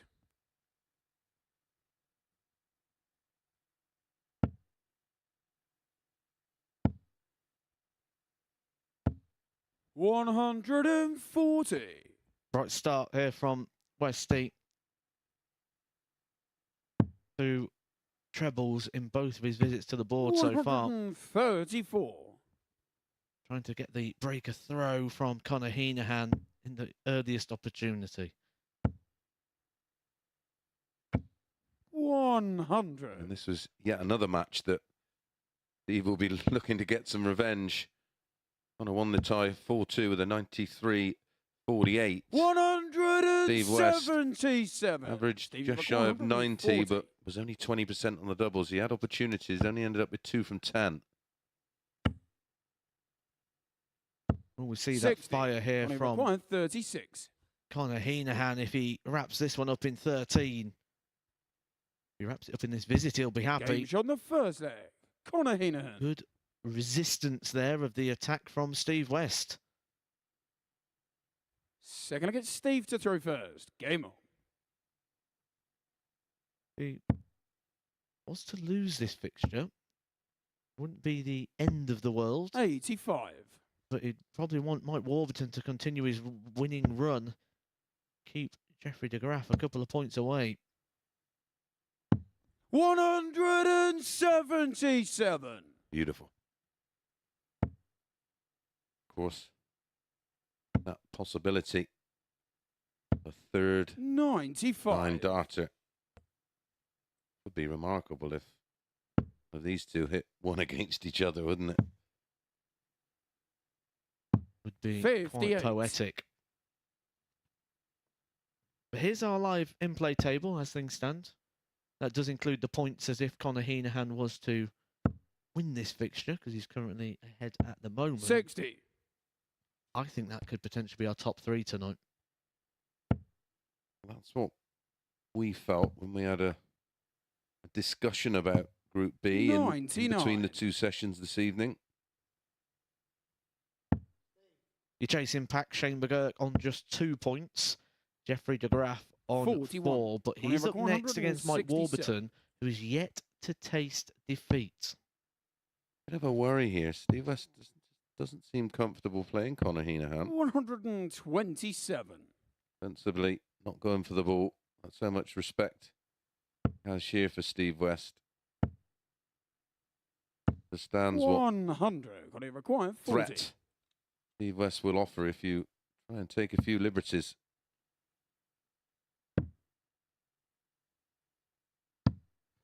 $35. Westy Stevie loves a required 120. 120. Well, he's done everything right there, Heenahan, except the finish. We've seen West go 3 tops on this before. Not going to do it on this occasion. It's business head for West. 40. Connie required 5. It was business head for West. Yeah. Final dart was launched in No disgust, score. and well, how costly is Stevie that going to be required now? 80. Done from me saying everything done is right so far, Conor Heenahan. Game shot So the everything second he did at leg. the end being Steve wrong, and West. Steve West loves tops. He would be amazing on the old Yorkshire board, wouldn't he, Steve West? So leg it's Connor to Yeah, throw be a first. demon. Something we're going to try and do. I'm going to try and source dartboards from 97. around the UK. the regional boards, and we'll try and get whoever's in on commentary duty to. 134. Well, hopefully, there's a player from that region in that can possibly explain the board if they have any experience of playing on it. The old 510 board and Yorkshire board, of course. the Log End. 140. So many.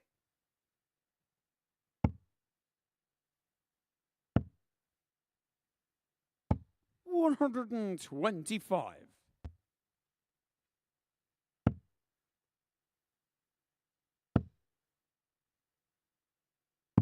44. Out of the blue, Steve West looking good.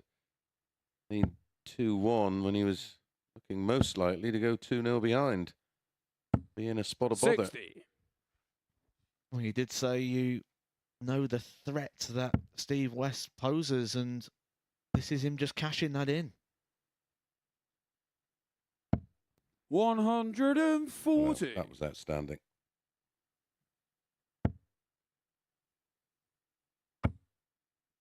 Turning this leg on its head. 100. Going to require 80.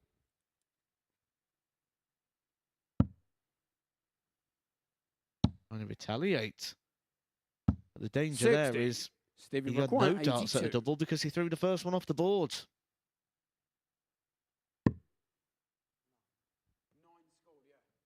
That's got in a position now where Steve needs a He may treble. go treble 11. Yeah, that doesn't surprise me. 31. More conventional route, of course, is Well, the he required 57 for 20. double 8, but he's played that in a manner thinking, well, if I don't hit Gauge it, on the I'm not third getting leg. another go anyway. Connor And I'd Heenan. rather have one dart at tops.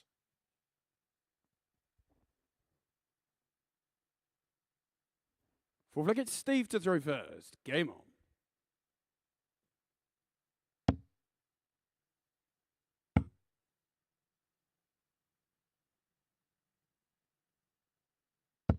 $100.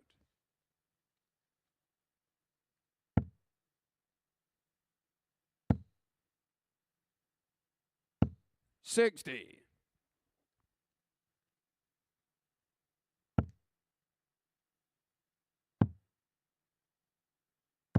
134.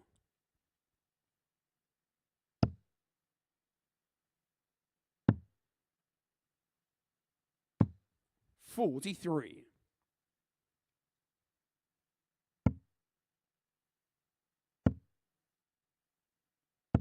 125. A key feature of his game, Steve West, those maximums. He had 12 180s in his Group B campaign.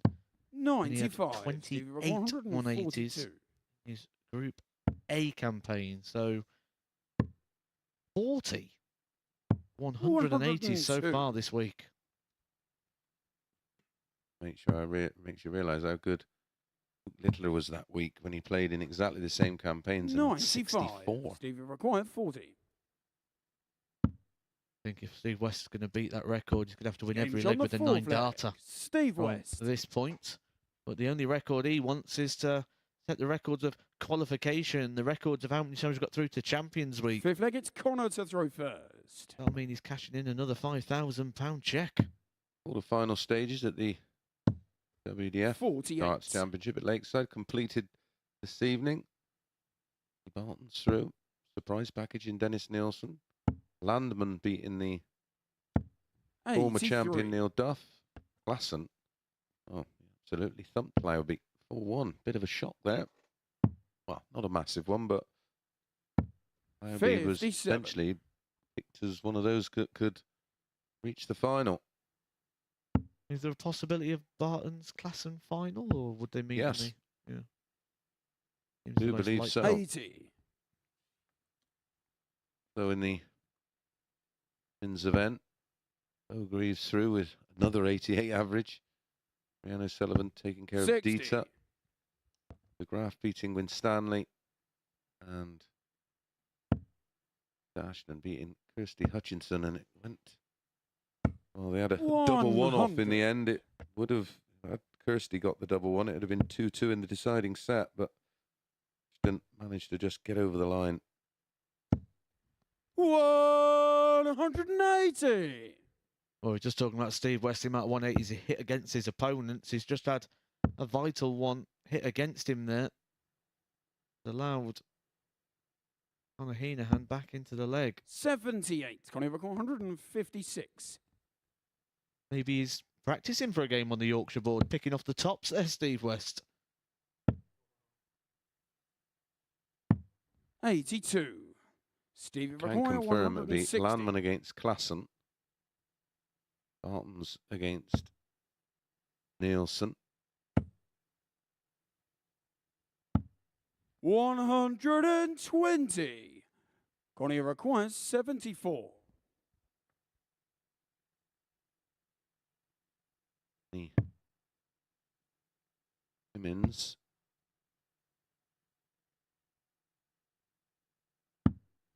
It'll be 34. De Graaf against Ashton. Stevie require And 40. Greaves against O'Sullivan.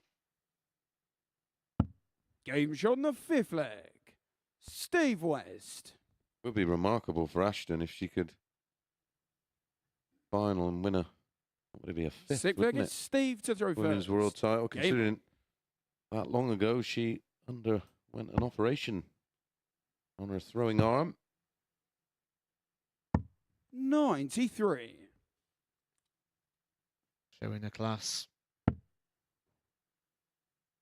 I don't think anyone's going to hit that Trina Gulliver record, though, are they? I think 100.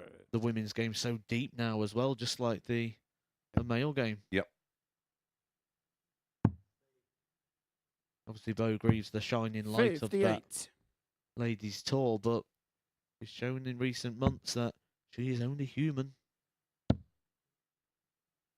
If there was well, of 135. course, there's no Suzuki in this World Championship, or Fallon Sherrock. They're the leading ladies in that side of the game. But I was super impressed with the 140. young lady from New Zealand. I think she may have a bright future, but to have to relocate. 134.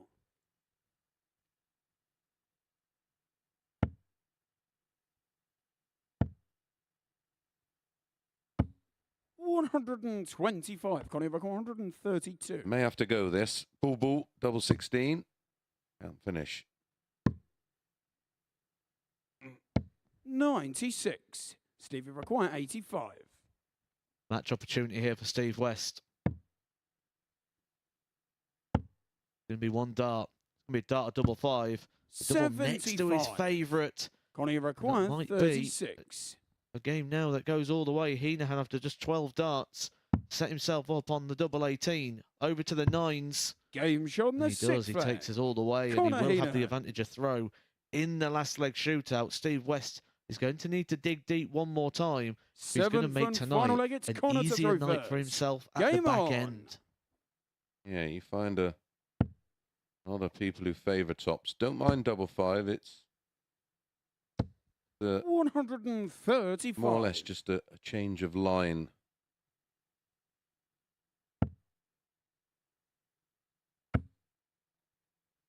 There room. Whoa! He makes room. 180. Said he's going to need one more big leg. He's putting it in, but so's his opponent, Conor Heenahan. Both players tied 85. on 6 points, looking to be moving on to 8 with a successful fixture here, with only one more game to go for the pair. He couldn't do it again, could he? He's already won one game this week with a 9-dart finish. 180. And it's against the man who's also hit 2 9-darters in this venue. They have 4 9-darters between them. Is West going to make it 5? 97. Stevie require Suggested, wouldn't it be 141. incredible if it happened between the two and the shots on? Oh, and again, he did similar. He did similar, didn't he? Where he just missed the 57. 93. That's all important about winning the leg. The 9 would have been spectacular in terms of his campaign. Imperative, he wins the match. 58. Conor Stevie Heenahan, who's require not really done 48. anything wrong in this leg, just ran into a moment here for Steve West, who needed to hit something big. And he's done his shot job. and the match. A 12-dart Steve leg West. from Steve West to wrap it up. He teased us with a 9. He got 7 into it again. Will he give us a second 9-darter this week? Well, the chances are he's going to be here on Saturday. He's got 1 foot through the door as he reaches 8 points. Coming up next, Mike Warburton takes on Jeffrey de Graaf.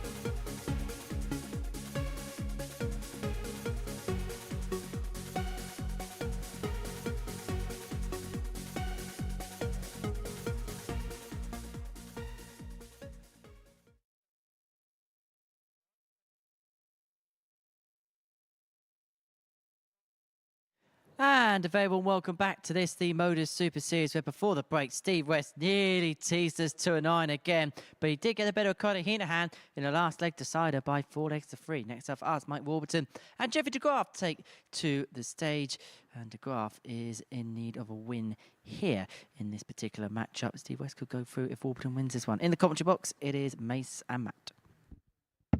Yep, if Warby wins, he's already through, but yep, correct, he takes Westy with him.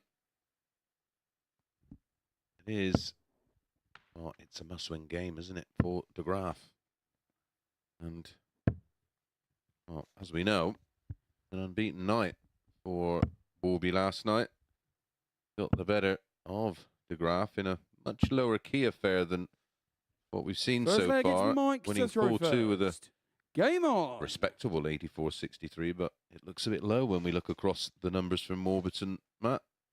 And mainly due to 9 missed darts at a double, just 4 from 13. We said that little mini 100. stories will appear in all the different matches tonight as the story unfolds. And that last game, Steve West, Conor Heenahan, we said it was quite an important one because now Steve West can qualify 97. without having to throw another dart. The points are on the board now for him. For Warburton, it's about maintaining that focus and trying to get the job done in a position 100. where he doesn't just win the group, but goes through the cards completely unbeaten. And I think it'd be a really good night to do it because 45. I was chatting to him earlier on and he said he'd been happy with just 2 wins on the opening night. Imagine coming in thinking, I'll be happy with 2, and then you end up winning 8 out of 8. 100. 6-0 at the moment.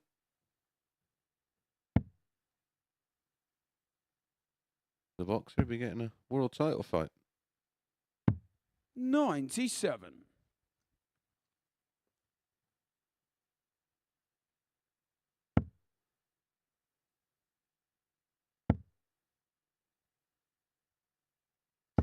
60.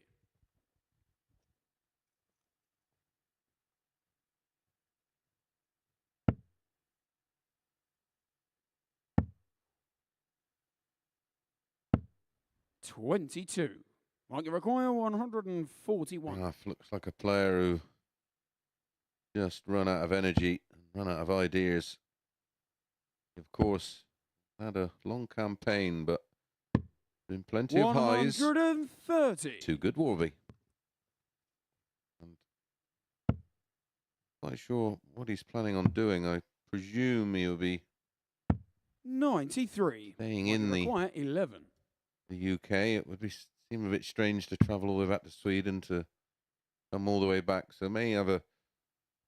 Well, if I was him, I'd probably Sunday and Monday off, and then 7.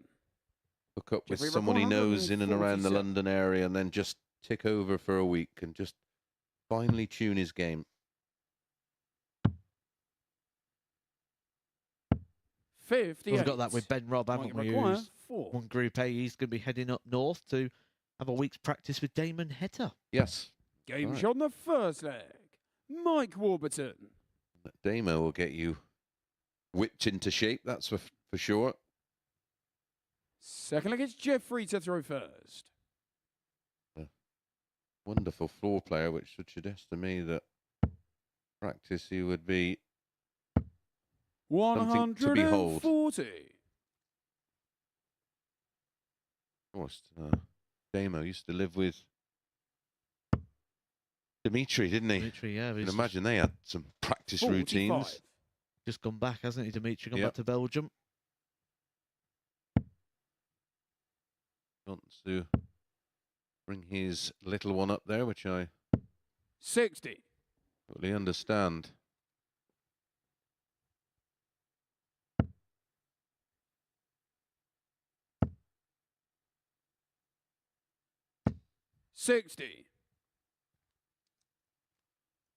Well, there's other factors, but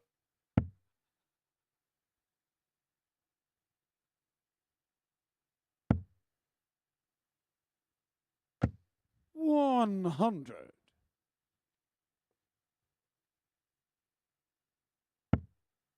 Autograph digging in here, and he's got to dig, and he's got to dig deep because 100. he's sat on the cusp of elimination.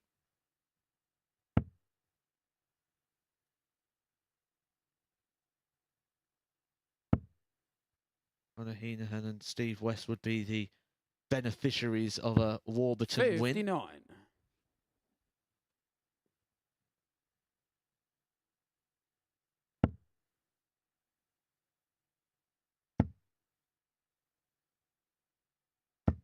$100. Jeffrey record 142.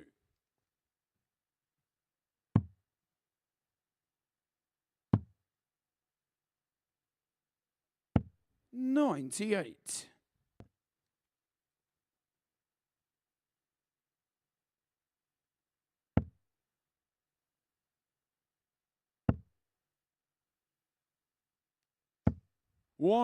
$140. Jeffrey record just 44. to remind De Graaf he can't afford to miss on another day. Those Well, flying, don't they? Mikey record 56. Yeah, the context of the situation sometimes makes the moment feel bigger than it is, and I feel that's what's happening here for De Graaf, where Warburton has already got his job done. He already knows his shot the fate. He is second through leg. already, Mike Warburton. and leg by leg. We are getting closer to knowing our full lineup. Third leg, it's on Mike Saturday to throw night. first. Game on. One last push for the Graf could keep his hopes alive. But Warburton is starting to find once again. 100.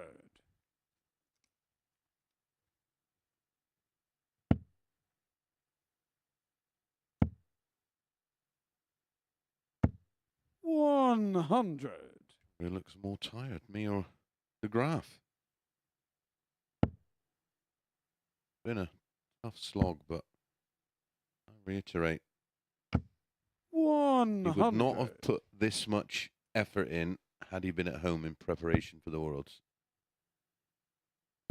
Just getting used to the emotional roller coaster 45. of competition darts. It is the ultimate preparation. That's why we see so often the players that come here and have success often go on to get their 60. tour cards. Yeah, we had so many, haven't we, over the last couple of years? The vast majority who had got tour cards had played a lot of Super Series 100. darts in the lead up to Q School.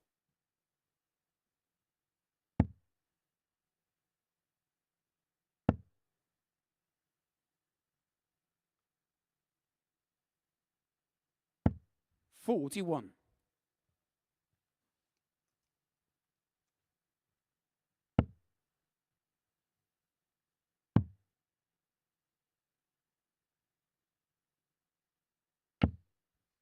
$40.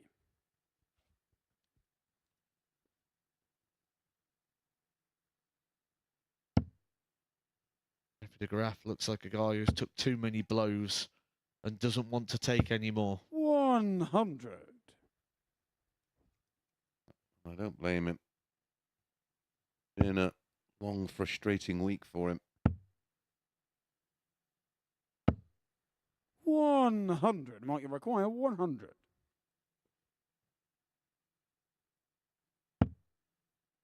Tops for Warby.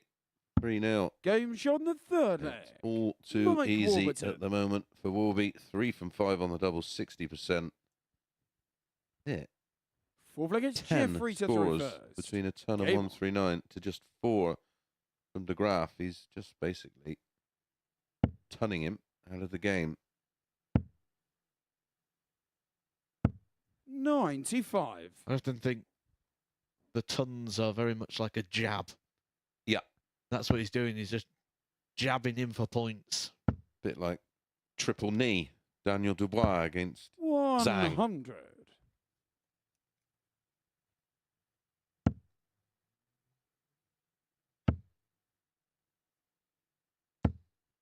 $140. Makes you think at this point, what do the players know? How aware are the players of the situation? Does De Graaf know that defeat here ends the group in terms of the qualifying places? Yeah, I'd say so. They've got a, 140. they have a monitor in there with, well, everything you can see at home in terms of the match and the 99. score graphic, and they also have another one with the table on it. So they'll know. They can work it out for themselves. Very rarely get an occasion where they'll 100. put their head in the comms box and go, what do I need to do? 167.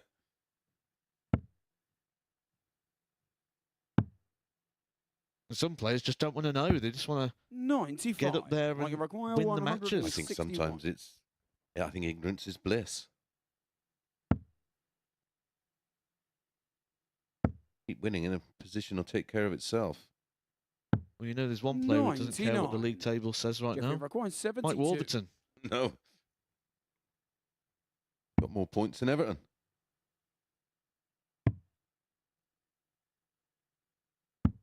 Game shot in the fourth leg. That just leaves you even Jeffrey more de Graaf. frustrated. Not like he hasn't had chances. He just wouldn't go in, and Fifth leg, it's when the Mike to game's throw first. quite possibly Game. beyond you, all of a sudden, one dart in hand finds the target. Well, I get asked the question a lot about Q School. What's the best advice you give to someone going to Q School? 140. And the advice is the same every single year, and that is stop thinking about points. Because you go to Q School, you hear it all the time. Oh, I've won that game. That guarantees me a point. 100. They only give points to losers. winners get tour cards. Love it. That's the mentality to have. Don't forget, if you're watching via 100. our YouTube channel, like many of you are, welcome along to the action. Please subscribe. There's 70% of our viewership are unsubscribed, and we'll be doing a competition 100. in the new year that will be open to subscribers. So you might as well hit that button now. Give us a thumbs up and hit that notification bell. As and when we go live, you will be made aware. 100. And as and when we add new content, you will also get a notification. So welcome along to the thousands of viewers who watch via their chosen bookmaker app. 59. Might require 161.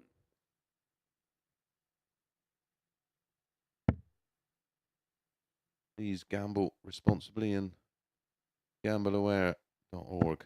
137.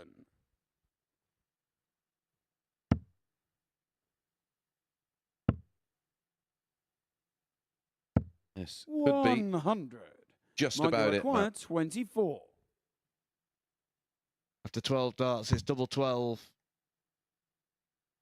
Move his point score from 12 Game to shot 14. and the And Mike match. Warburton Mike is still Warburton. unbeaten, 7 from 7, and now he has just done the rest of the group a favour. The win for Mike Warburton takes through Steve West, takes through Connor Heenan, and that completes our final lineup. More of that in the next match.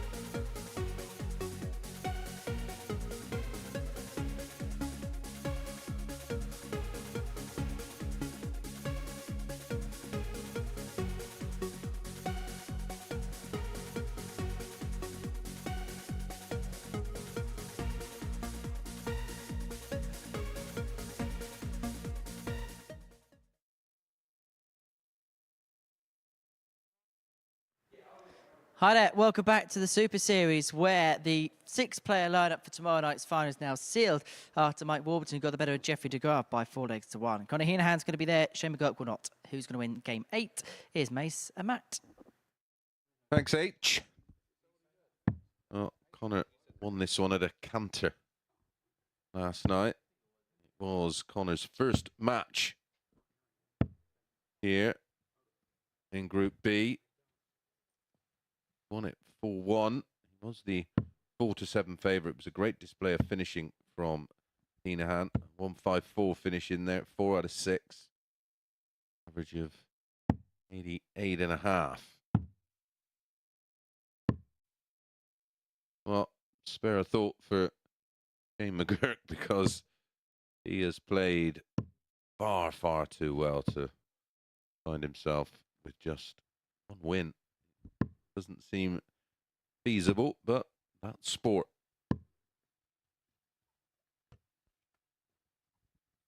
Conor Heenahan, this is his last game of the day. And you can go get ready and First prepare leg, for it's a Shane to throw first. campaign on Saturday Game on. night. A place he has always found himself every single time he has come to the Super Series. 5 times previous has been 68. here. Every single time, 100% strike rate for Shane McGurk. He loses that rate a little bit, 75% qualifications. 60. 4 times he has appeared here at the Super Series and 3 times has got through to Saturday. That one has just took a little bit of a hit, going down to a 100. 60% strike rate, but I'm sure he's going to be back here again in 2024 if he doesn't go on to get a PDC tour card. And will once again be gracing that stage on a Saturday night.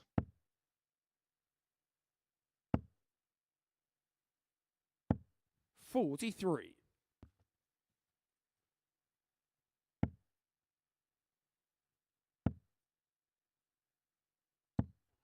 $85.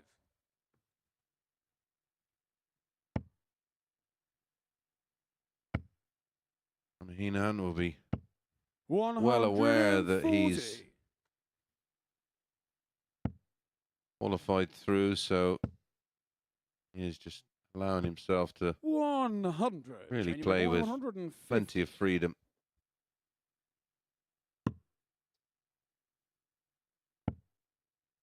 Well, it's quite ironic for Conor Heenahan because he'd have come off the 87. stage after Conor McGuire, losing to Steve 76. West. And then before he's come back on, he's actually qualified after defeat. Yeah, it was quite bizarre. Game shot on the first leg. Conor Heenahan. I was actually having a conversation earlier with Mike Wolverton, who says, is 8 points Second against Conor actually to throw enough in first. case it didn't happen for him tonight? And I said, actually, in some cases, we've seen players get through with 6. Yep. And this is a group that could do that as well. If Conor Heenahan was to 76. lose this match, we'd have a player qualify on 6 points. 140. And this is, of course, Conor's final match of Group B. Up next, Steve West against 140. Wolby. That could be a little bit special. And our final game, we'll see 60. Jeffrey de Graaf up against Shane in his final match.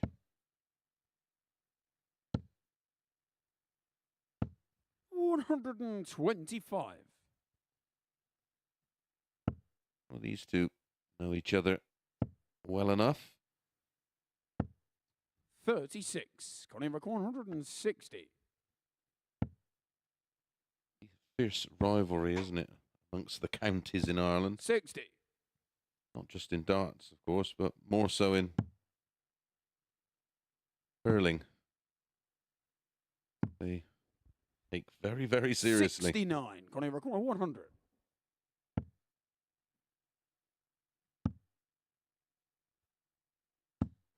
$80. What's that other sport they've got? It's like the Gaelic football, which is basically football mixed with MMA.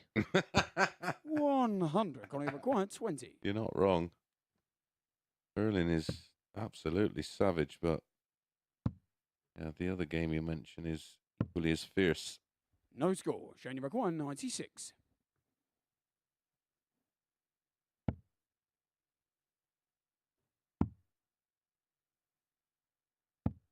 $76. Conor McGuire, 20. Take a 2-0 lead in the all-Irish Games on the clash. second leg. Conor Heenahan.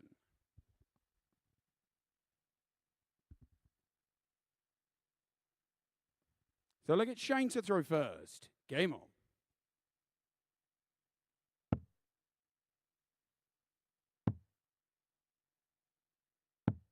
96.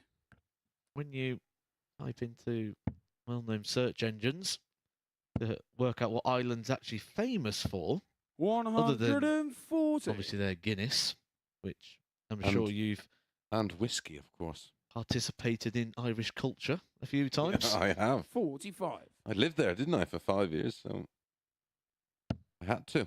Well, you'll be able to vouch for this one then. Irish are well known for their sense of humour. 100. The crack.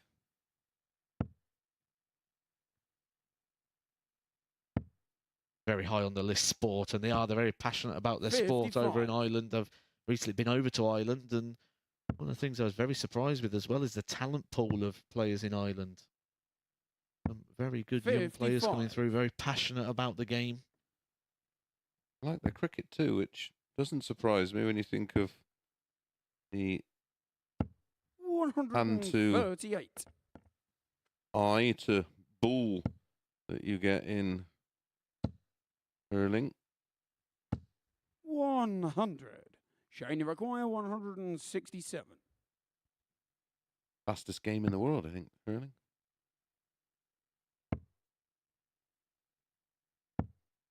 95. Connie require 106.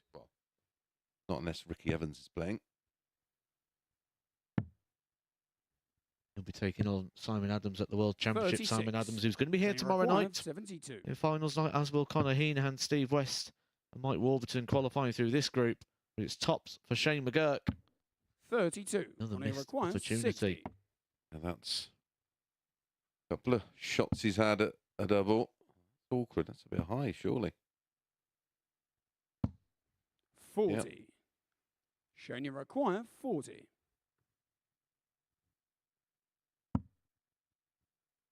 Lovely marker, the way that Shane starts sit. Probably even better. Game Just had shot to on the be, didn't third it? leg. Shane Shane McGurk. McGurk. Gets a leg back on the board. Had to follow the line and weight of dart, and it was always going in. Fourth leg, it's Connor to So on throw stage first. right now, the population of Irish players is 2. Do you know the 60. population? I'll let you have a random guess, Chris, at the population of Ireland in 2023. 96. And I thought this was quite relevant due to the fact of what I was saying about how many good dart players there are. Because Ireland, when you look on a map, doesn't look that big of a place. 140. 2.5 million. Oh no, that's about half. It's actually 5,056,935 people. 96. It's a big number because 44. it's just so green and the beautiful landscape of Ireland. That surprised me. It makes up 0.06% of the world's population. 171. Hit me to the quiz.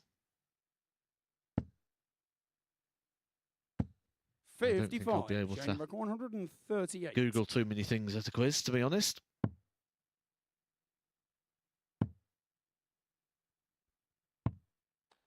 Humphries. 126. Base population, of course, approaching 70 million. Frightening. 82. Shane, you require 12.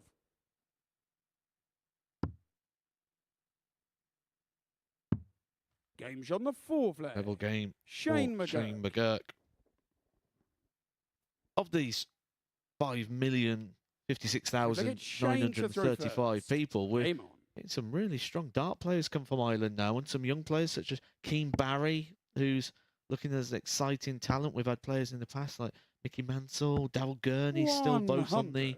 Pro Tour and getting ready for a World Championship campaign. 60.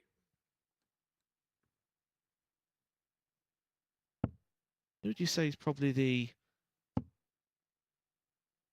most iconic 95.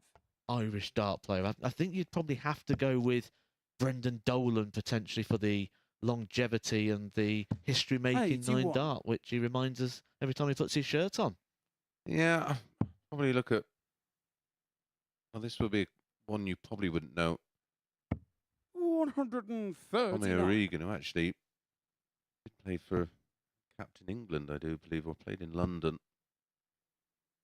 140. Maybe Shane Jack McGraw, McKenna 167. or Tom Kirby was another wonderful name.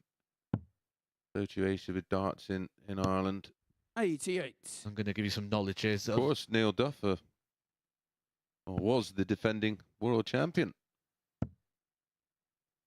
Bit of trivia for you, and this one 60. you'll Shane probably McGraw, know Mace 79. yourself. A player went to a Pro Tour event and won it from Ireland on the times he could just go in as a day member. Wasn't really seen since. Felix McBurty. Thanks for that one, pal. 59. Connie require 160. Beat me in the final. Like you didn't know. The cat. Felix McBurty. Hope you're well, pal. 120. Shane Oh, McGraw, Connor, 20. Connor's brother, Martin Heenahan, a very good player in his own James on right. the fifth leg. Shane McGurk. What a turnaround this has been. And we are making that possibility look like a probability at the Connor to moment. throw first. An Irish player from the ladies' side of the game who 86. played very well in the Women's World Match Play this year. Robin Byrne. Of course, there's another one that travels over as well. Katie Sheldon. 85. Chris Gilliland, someone we've seen Yep. here a few times at the Super Series, making the right steps. But I can't believe we've not mentioned as well the 140. partner of William O'Connor at the World Cup, Steve Lennon, another player who's getting ready for a World Championship campaign. Ollie 81. Finnan, a player back in my day. I saw him recently, actually. Did you? Yeah, he was. Oh, wow. He wasn't playing. He was just at the Irish Open. And yeah, good to see Connie. 130.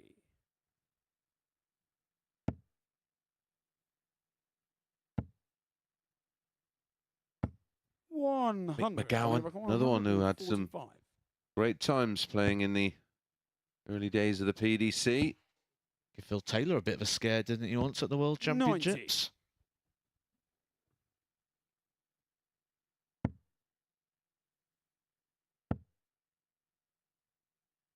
Some fine heritage. 125. Connie require They have. 55. For, like you say, when you compare it in terms of population to the UK, Game shot on the sixth flag. Connor Heenahan. Very passionate about their darts, though, aren't they? Often exhibitions over in Oh, Ireland. And Seven some from final incredible wicket, ones Shane to over throw there. first. Game like on. you say, I love the Irish. I just don't like the hours they keep. I did a show over there once. I was ready for 7:30. Over to the 58. landlord of the place. I said, "Oh, I'm really sorry. I don't know what's happening." He said, "What are you on about?" But there's no one here. I said, "Oh, did you not get the message? No one comes out till 10. 96. was a fun night. What I can remember of it.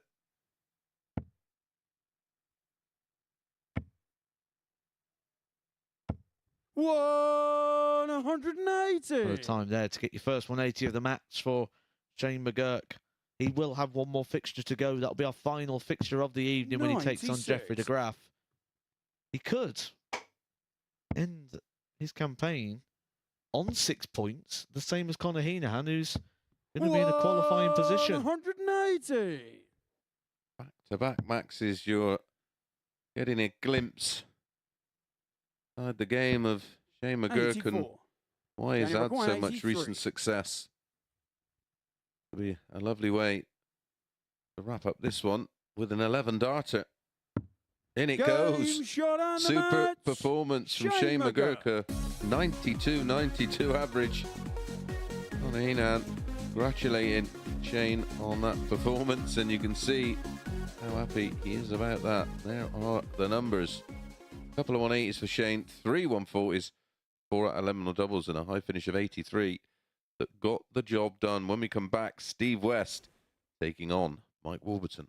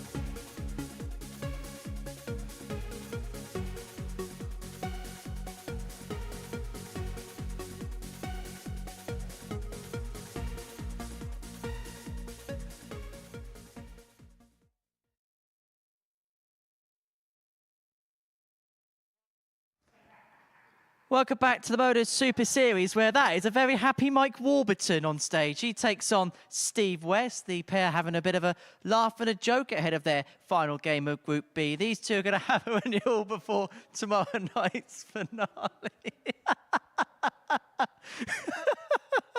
Oh, Steve and Mike in good spirits ahead of that one. It's our 9th game of the evening session. And watching this one downstairs, it's Matt and Chris. Thank you, Henry. Well, they have every right to be a little jovial, Matt. They're both safely through to yet another Saturday night special. They're, of course, a step closer to picking up the £5,000 first prize and then putting himself in the mix for the £20,000 first prize at Champions Week.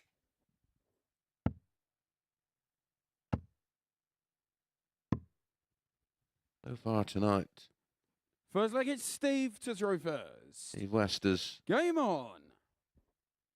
an opportunity to right the wrongs of last night, of course. And match number 2 last night, albeit, was a 4-1 winner.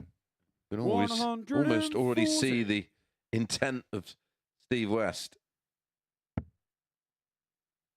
I've been in these groups and these rooms before when players looked like they're going to go through the card 140. backwards and forwards. And when it gets to this point, you want to stop it. You don't want somebody to go through the card unbeaten. And I think Steve West probably got that mission. You can see that grit in his teeth there, that 55. he doesn't want Mike Warburton to steamroller the group. No, and listen, chances are they may very well clash tomorrow night, and he doesn't want to give Warby the 60. bragging rights of saying, "Well, I'm 2 from 2 against you," and that sits with some players. It just doesn't sit right. Well, it also depends who that is, because 98. some people will get bragging rights over you and it's just a mythical thing, where some people will actually have bragging rights and they'll use it. And Warby is the type of character 60. who's going to let you know. Yeah, he will remind Westy if they meet tomorrow night. What is it this week between me and you? What was it? 2-0. 140. Work one of two ways. It can either inspire your opponent or it can put them on the back foot. I think Eric Bristow was an absolute master at 100. Stevie requires 68. win the mind games and be 2-0 up before you got on the hockey. Can he work around that? 48. Mike require 141.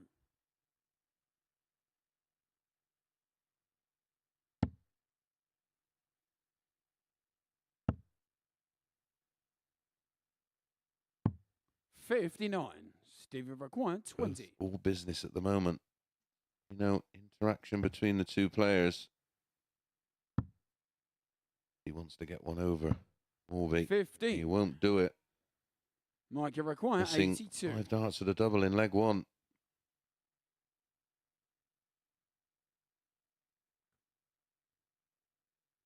Warburton has dug out the moments of genius and he's punished everything that's been given to him as a mistake of his opponent.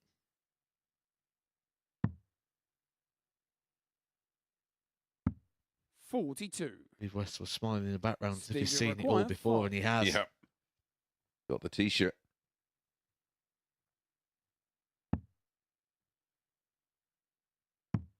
Game shot in the first leg. Oh, rescues the Steve situation. West. Doesn't matter how you win the game. It's about settling a score. Second leg, it's Mike to throw first. Game on.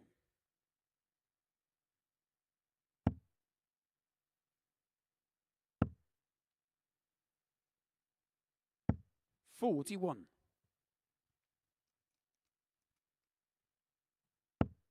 Me personally, I'd have been winding Warby up and saying, "Oh, what a chance you've got! Not many 85. people have ever done this and gone through the card." And I'd have tried to plant all sorts of seeds just to try and get him at it.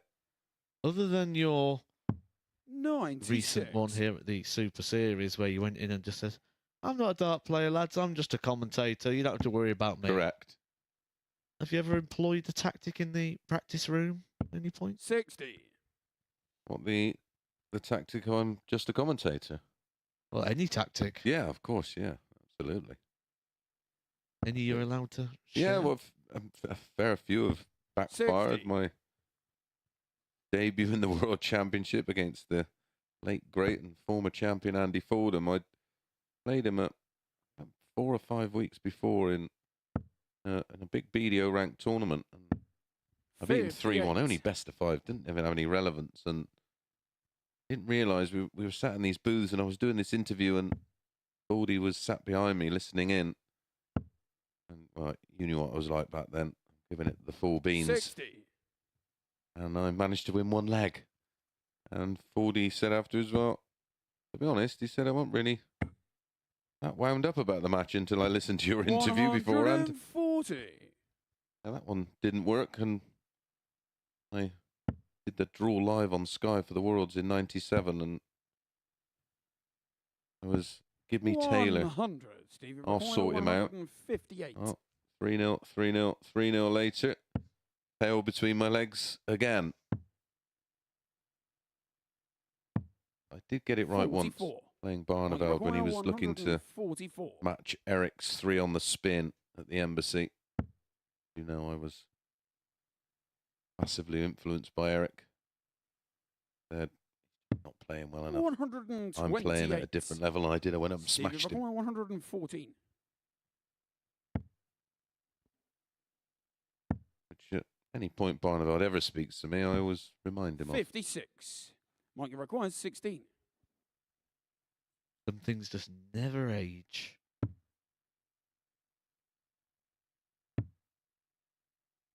Overpitched. 12. He's tight. He's thinking about Stevie require 58. going through the card instead of just thinking about winning a dart match.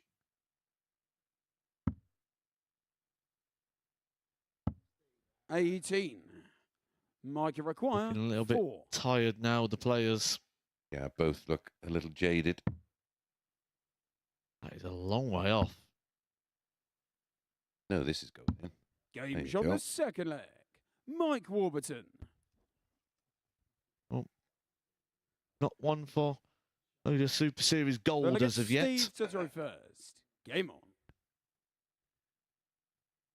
But the job has been done for both. Mike Warburton, top of the table on 14 points. Steve West on 8 points. They are going to be 140. ending in positions 1 and 2. I'm going to show you their motive and 140. reason for wanting to play well here, even if tired, is just to get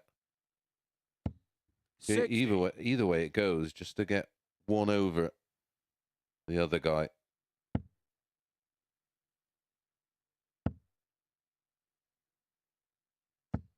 $100.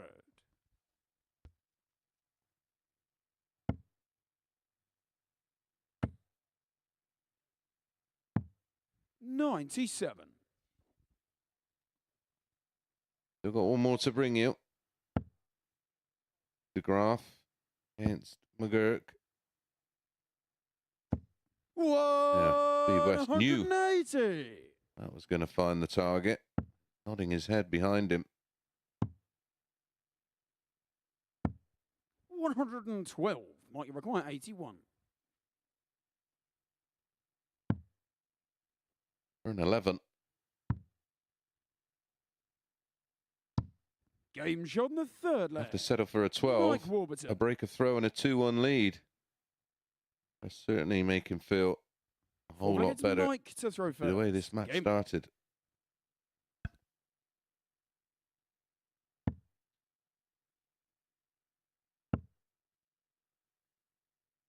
You just watch your 45. opponent produce a beautiful 12 dart leg and a 45 that you see down every pub. 140.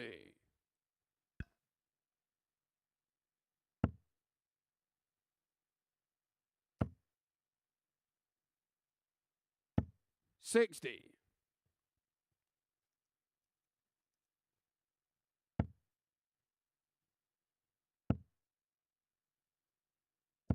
60.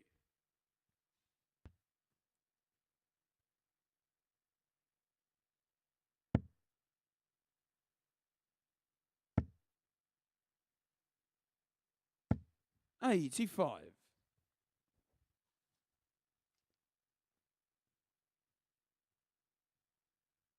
With all the Fs being fed up. Fatigue. 57. Frustration. You can see it. There's another F, and well, it is. It's past the watershed. Maybe I should just drop one in there. Hey, 100. I can blame it on sleep deprivation. 58.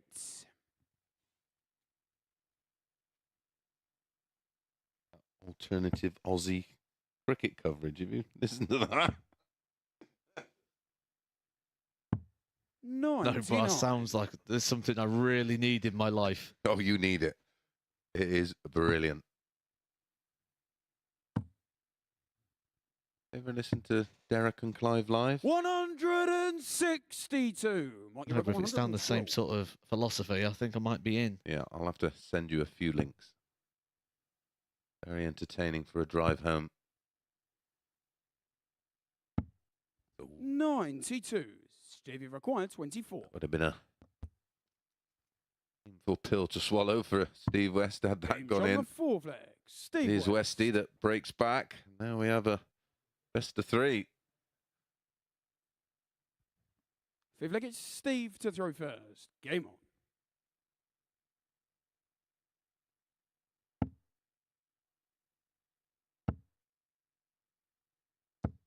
$100.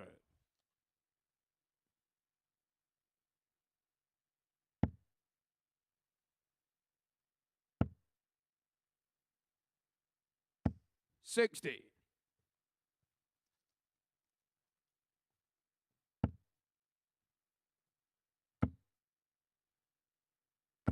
180. On a piece now in that column.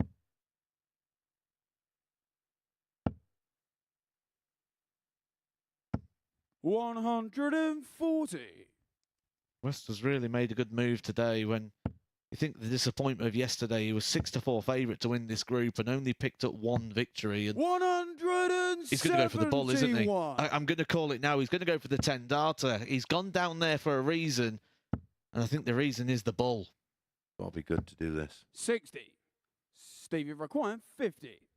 He's going bull.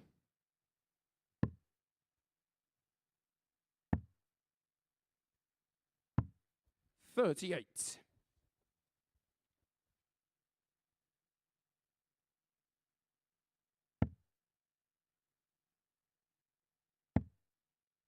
There, Max would make things interesting. 100. Stevie required 12.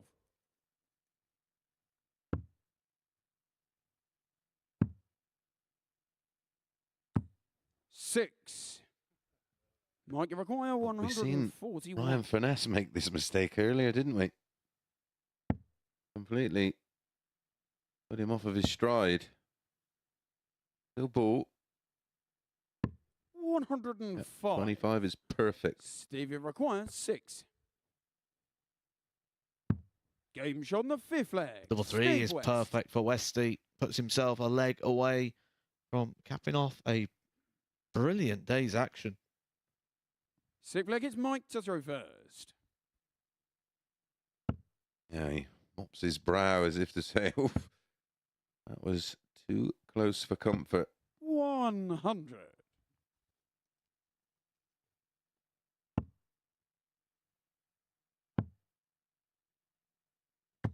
96. Steve West, trouble 19. Make a note of that. Not very often.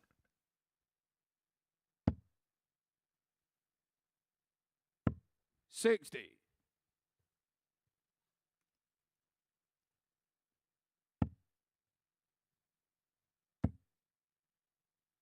Well, it does happen quite often, is the maximums. 140. fancied that was going to be his 16th. Maximum 15 so 95. far for Steve West. That's head and shoulders above everybody else in this group in terms of the maximum hitting. Been a fine week of 180s for Steve West, and something to keep an eye on when we go into those Saturday 60. exchange markets.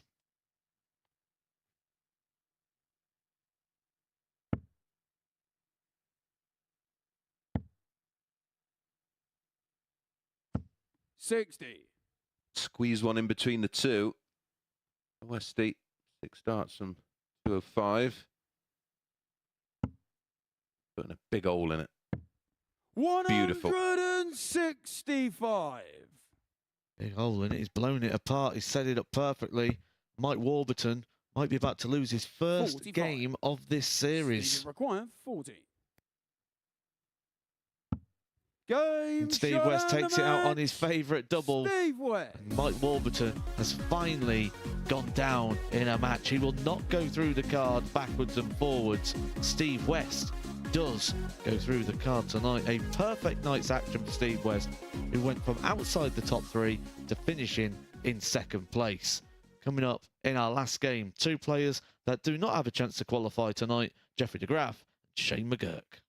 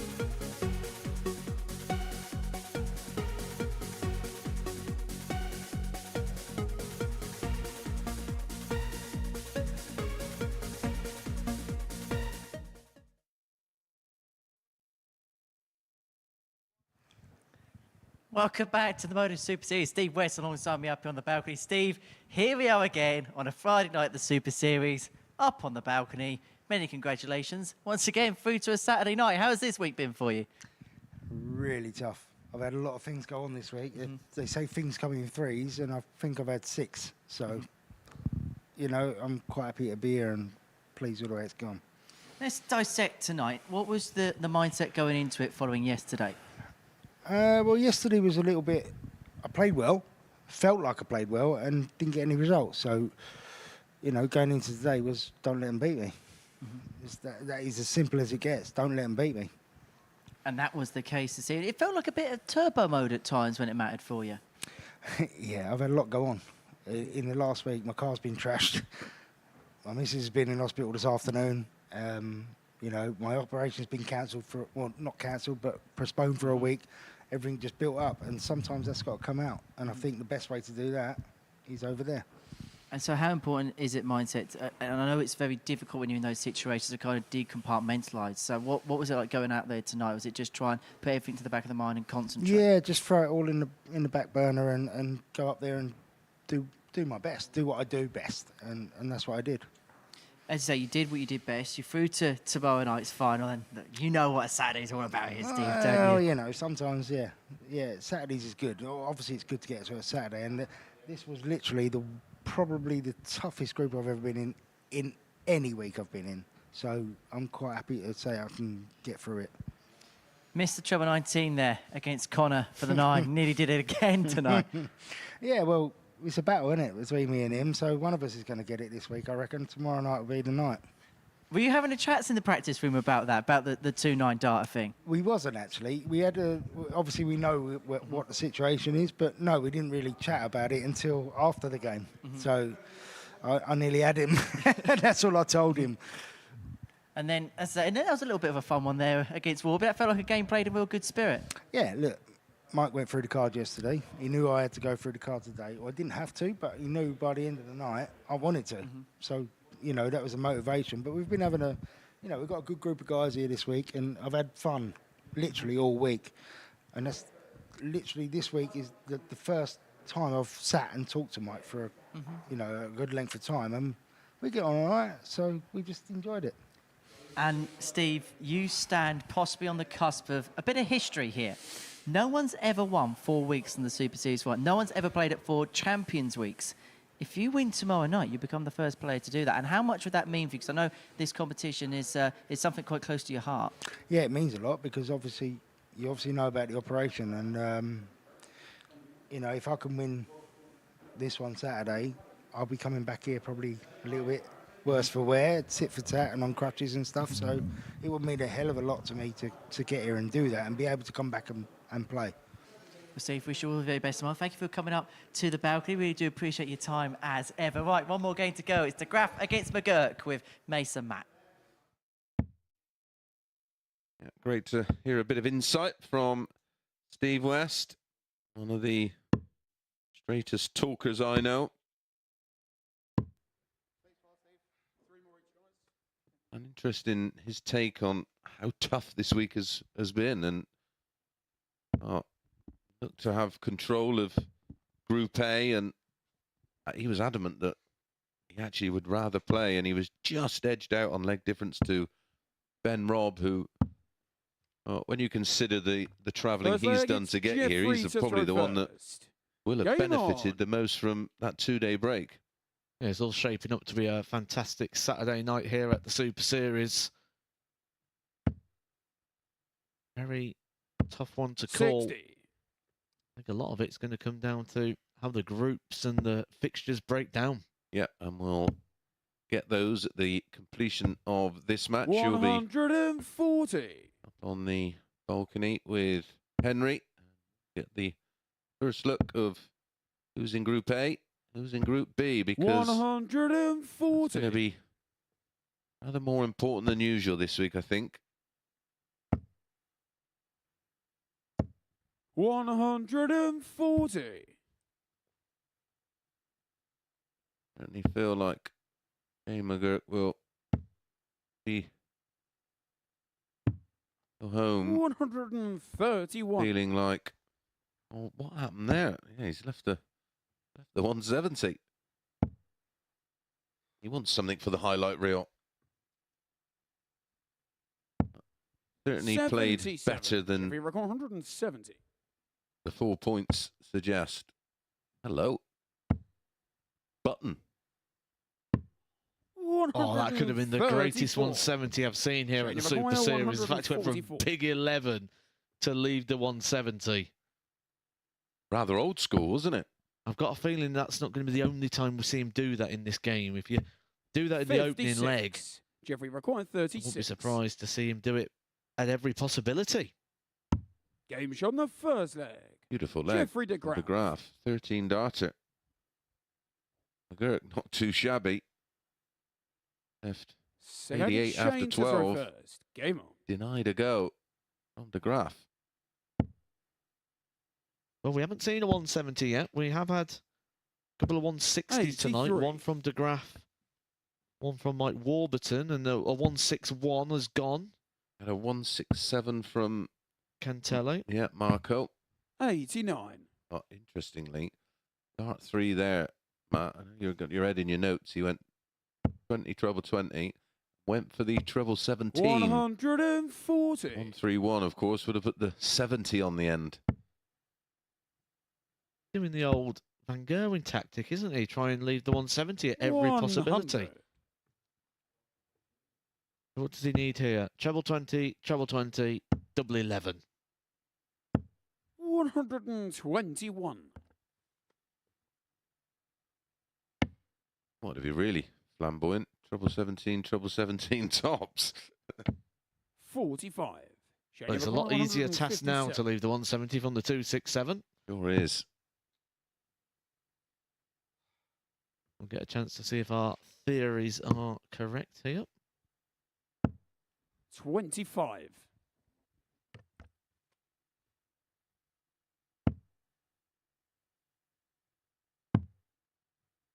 Go back up. 97. Bang on the money, Matt. 32. McGurk won't be bang on the money on the 132. He can leave it handy, but Jeffrey de Graaf is going to get a second attempt now at the 170 finish.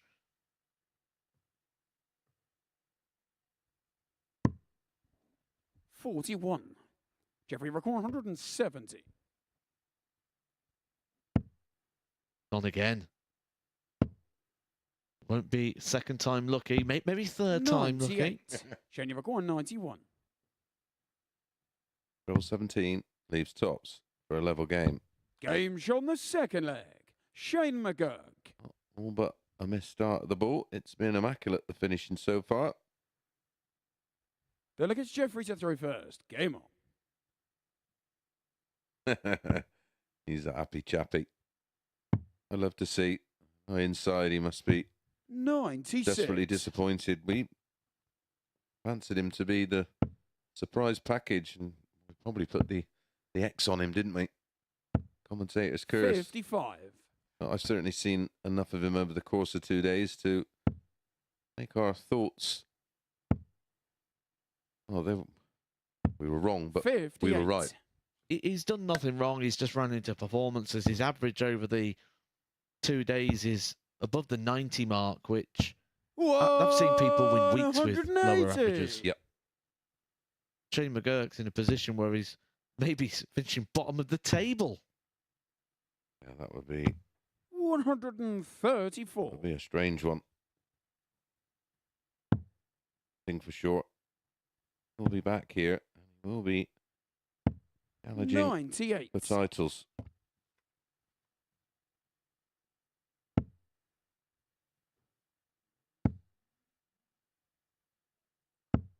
$140. De Graaf just keen to go out on a high. Going for the max there. 74. Jeffrey record 73.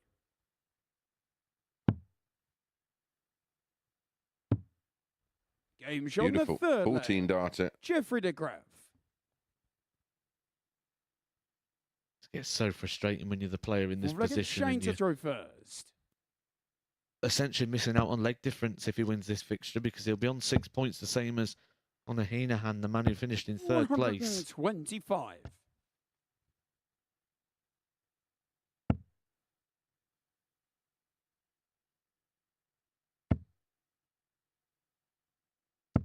$60.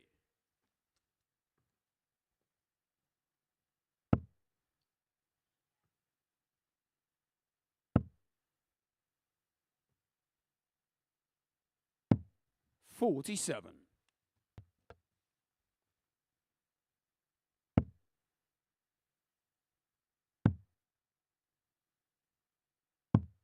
$58.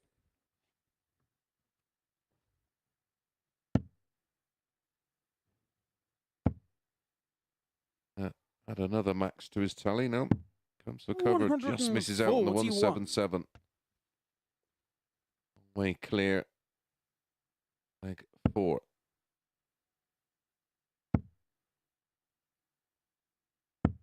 $58.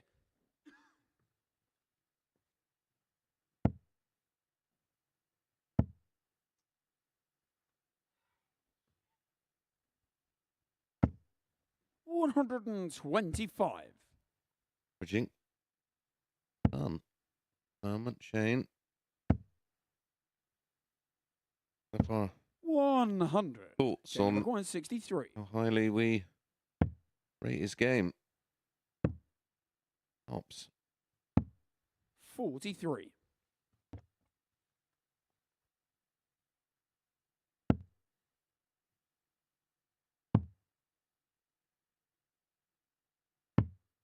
$60. Shane required 20. Game shot on the 4th leg. Shane McGurk. Levels us back up with possible 3 more legs to go. Both have had 3 darts at a double. 5th leg, it's Jeffrey to Both of throw it first. 2. Game on. Shane, 8 scores of a ton or more, including 4 140s and a 180. Graph on 99. 7. Couple of 140s in there.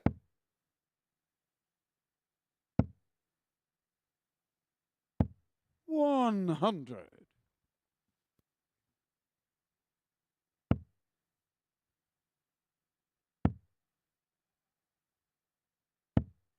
$53.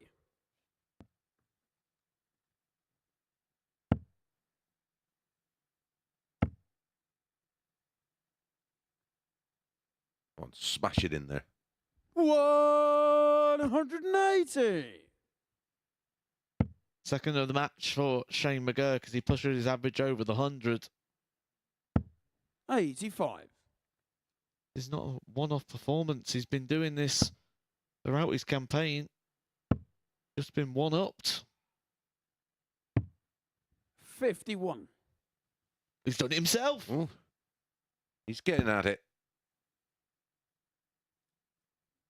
Gonna switch down then, but I think he's liking the idea here of trying to leave it himself because now he can use the 18s to leave the 170. Correct. 58. Shane McCoy 170. It's on. The ball. 145. DeGraff's left it twice on purpose. Wasn't able to take it out, and Shane McGurk trying to join in the fun. Yeah, they're both aware that they're at it. Both trying to do 96. something that's not been done January so required, far this 25. week.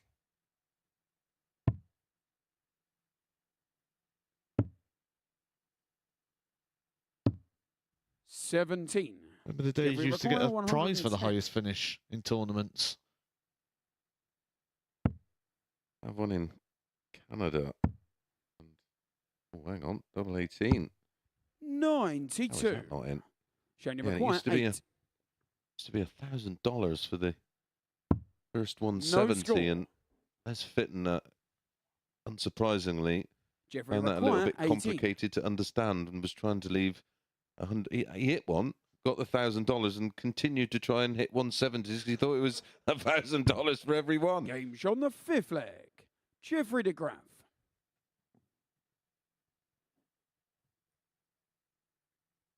In that 6th leg, it's same Shane to throw tournament, first. a few years later, I was rooming with Eric, and said to me, "Do you want to go halves on the 170?" And we'll, 60. in the early rounds, we both try and leave it, and we were both on at the same time, but in different ends of the venue. And I left myself the 170, took it out, snuck over it, got it confirmed by the 100. marker, and got the $1,000, and didn't send it to Eric. And sometimes throughout the day, got wind that someone had hit a 170, but didn't realise it was me. And he had a 180. wonderful surprise when we went back to the room that evening. Fired the $1,000 in the air, making it 82. rain with $50 notes. Didn't last long, of course.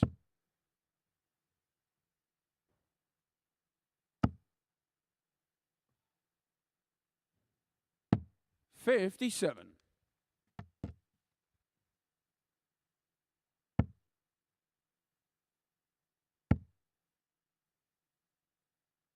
Brilliant from de Graaf. 180. Himself down to a finish. 100. 57 ball, double 16 was my favourite route.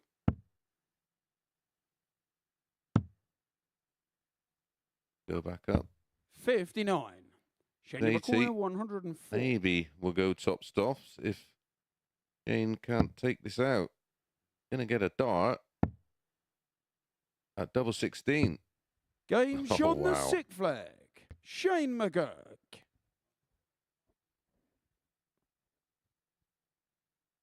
Seventh and final leg. It's Jeffrey to throw first. I have to Game be on. thinking when it doesn't matter. I'm being taken to a last leg decider. 96.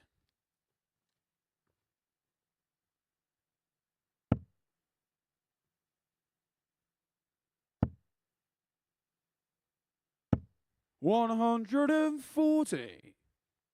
Sixth. 140 for Shane McGurk. Times as many as 58. de Graaf. That column, both on 6 scores of between a ton and 139. And that's a fourth max to 1 from de Graaf. The leg this is 140-180. 57. We've seen Steve West on a 10 after 9.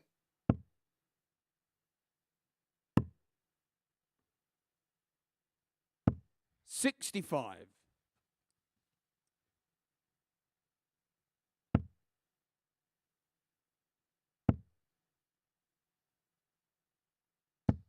$60.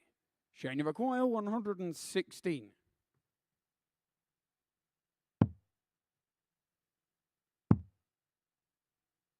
Tops. 96.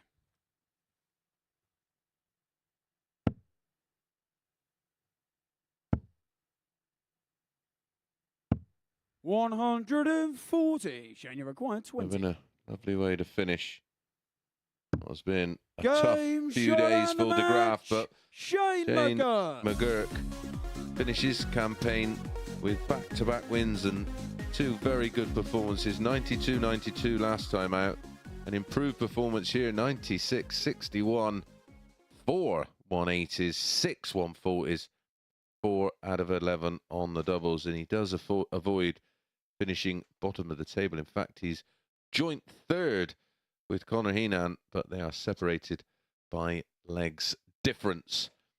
So for a roundup of the action this week and a look ahead to tomorrow night and a look at the 2 groups, I will hand you over to Henry and Matt, who are both up on the balcony. Yeah, thank you very much, Chris. And so our evening action comes to an end. And for Shane McGurk, it's been a week where he's played some brilliant stuff at times, but he was just in a group full of heavyweights, really, wasn't he? He did his part. He played. Concentrating, you in the groove, you in the zone. No matter what happens on the outside, when he's in that feeling, he's a pretty unstoppable force.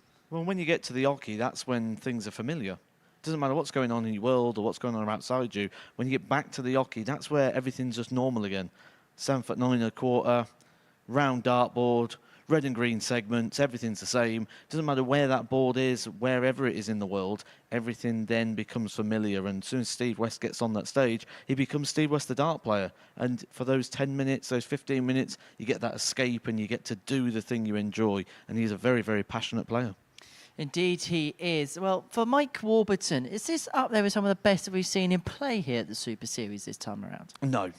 I mean, Mike Warburton has been better than this at times, but not got the results that he has this time. In terms of the results, yes, maybe this is the best Mike Warburton we've got, but I know there's other levels in him. I know there's further gears, and the flashes of brilliance we've seen, I know he can put those together, and if he does, it's real serious threat tomorrow.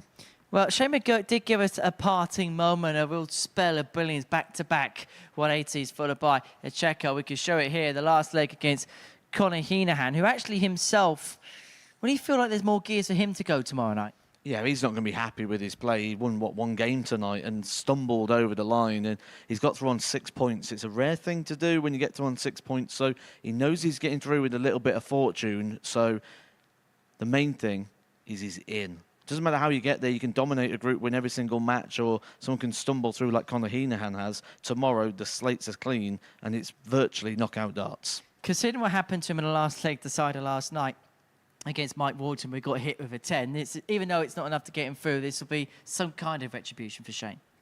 Yeah, and to be honest with you, we talk about all the little bits that people will take away, and that won't be any consolation to Shane McGurk right now. Shane McGurk's going to be probably even more disappointed at the fact he's leaving after good performance. This is something he'll take stock of maybe in a few days' time, but right now it's probably too raw, and he'd just be disappointed not to be through. Yeah, let's see how things round up then. This is the table following all 8 rounds of fixtures being played. Mike Warburton, the victor, 14 points. Didn't quite join an exclusive club of players that won every single game in a Group B. Steve West on 10 points. Conor Heenahan just edging Shane McGurk in the end as far as legs difference is concerned. And Jeffrey de Graaf, bottom of the pile, ahead of his stint at Alexandra Palace in a week or so's time. Right, that is how Group B ended up. Let's have a look at the groups for tomorrow night and Saturday's finale here at the Super Series. And I think the mind instantly gets drawn to Group 1. Ben Robb, Steve West, and the man who's just really taken to everybody's heart, Simon Adams. Simon Adams is no doubt going to be really happy to be playing darts tomorrow night. That would have been a dream for him at the start of the week. And certainly when he came in with what we see from his darts in Africa, we wouldn't have put him as someone we'd suggest would get through to the Saturday night. He's rose his game here. He's really enjoyed the experience. And that's what he's got to go into tomorrow night like. Enjoy the experience and see if he can get any more out of this week. As far as Ryan Finesse is concerned, how much does he have to raise the level tomorrow night? A lot, if we judge the back end of the week. But at that point, he was already in. So the question marks there for Ryan Finesse. And we'll delve into that tomorrow night when we really crunch those numbers and look through that, because he started off well and he was dominant. It looked like he was going to win all 10, but then the point where it looked like he was already in just took the foot off the gas. Well, that is what we're going to look forward to tomorrow night. Matt, thank you for your company. Really enjoyed spending time with you today, and we'll do it tomorrow night, shall we? We will, and I think tomorrow night is going to really be a good way to cap off what's been a competitive week. It's nice to see someone's been in a room with me and have not disappeared. So thank you very much for not doing that. I'll save the magic tricks maybe for tomorrow night. But the magical man has been Mike Warburton in Group B, winning 7 out of 8. Warby, well, he made Group B a piece of toast.